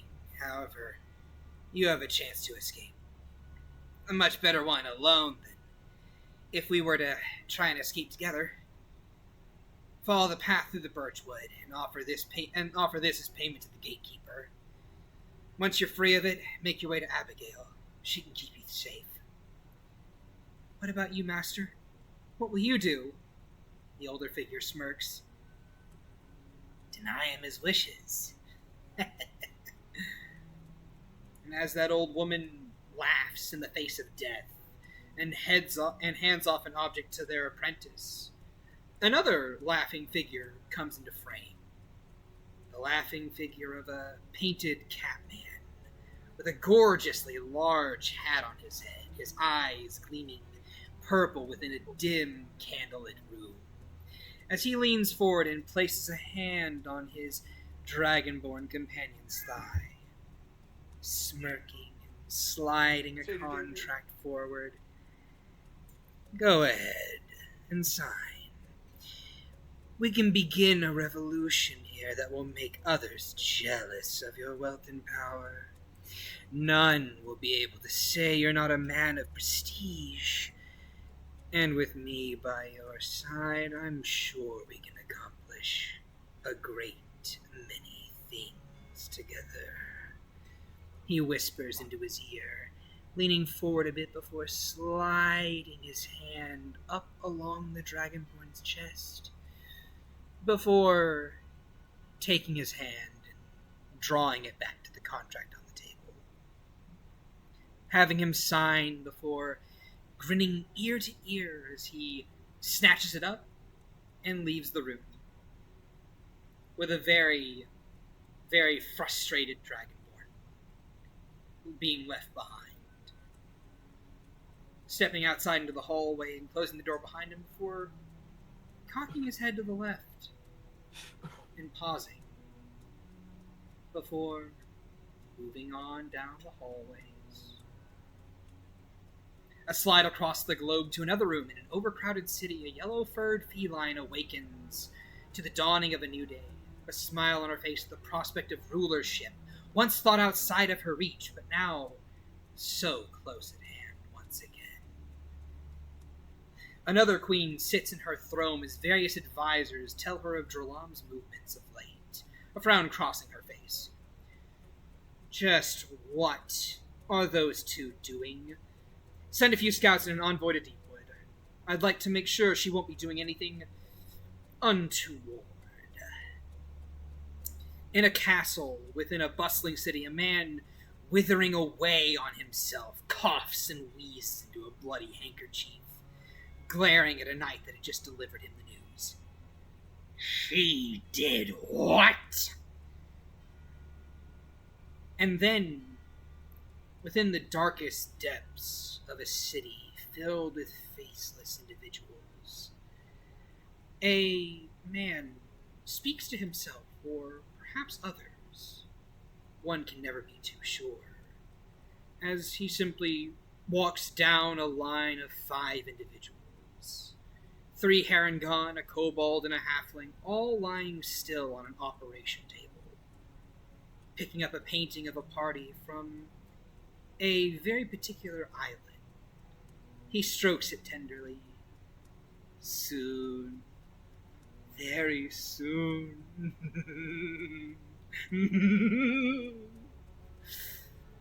And lastly, we have the camera pull back upwards and out of a scrying orb that was observing the world around them.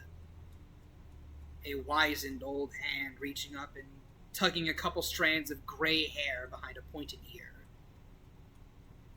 And now we see just how all these threads of fate will connect to one another. And with that, Session over. We are so fucked. We made so many bad decisions. Oh my god. I don't think we wait until when we're all ready to go, we just pile into the caravan and it just starts moving on its own and we could just do what we want as it moves. Mm-hmm. This bitch on autopilot till we get to Mirzai. Then we gotta do it manual till we can find a star map. All right, Oh, and we are so going into the fun. post stream. Everyone, say goodbye to the YouTube audience. Good. Agathar, say goodbye to the people. Goodbye. Agathar, say goodbye to the people. Goodbye. Those were real tears I just shed. Hell yeah. Percival, say goodbye to the people. Elsewhere is real. All right. Rensois, say goodbye to the people.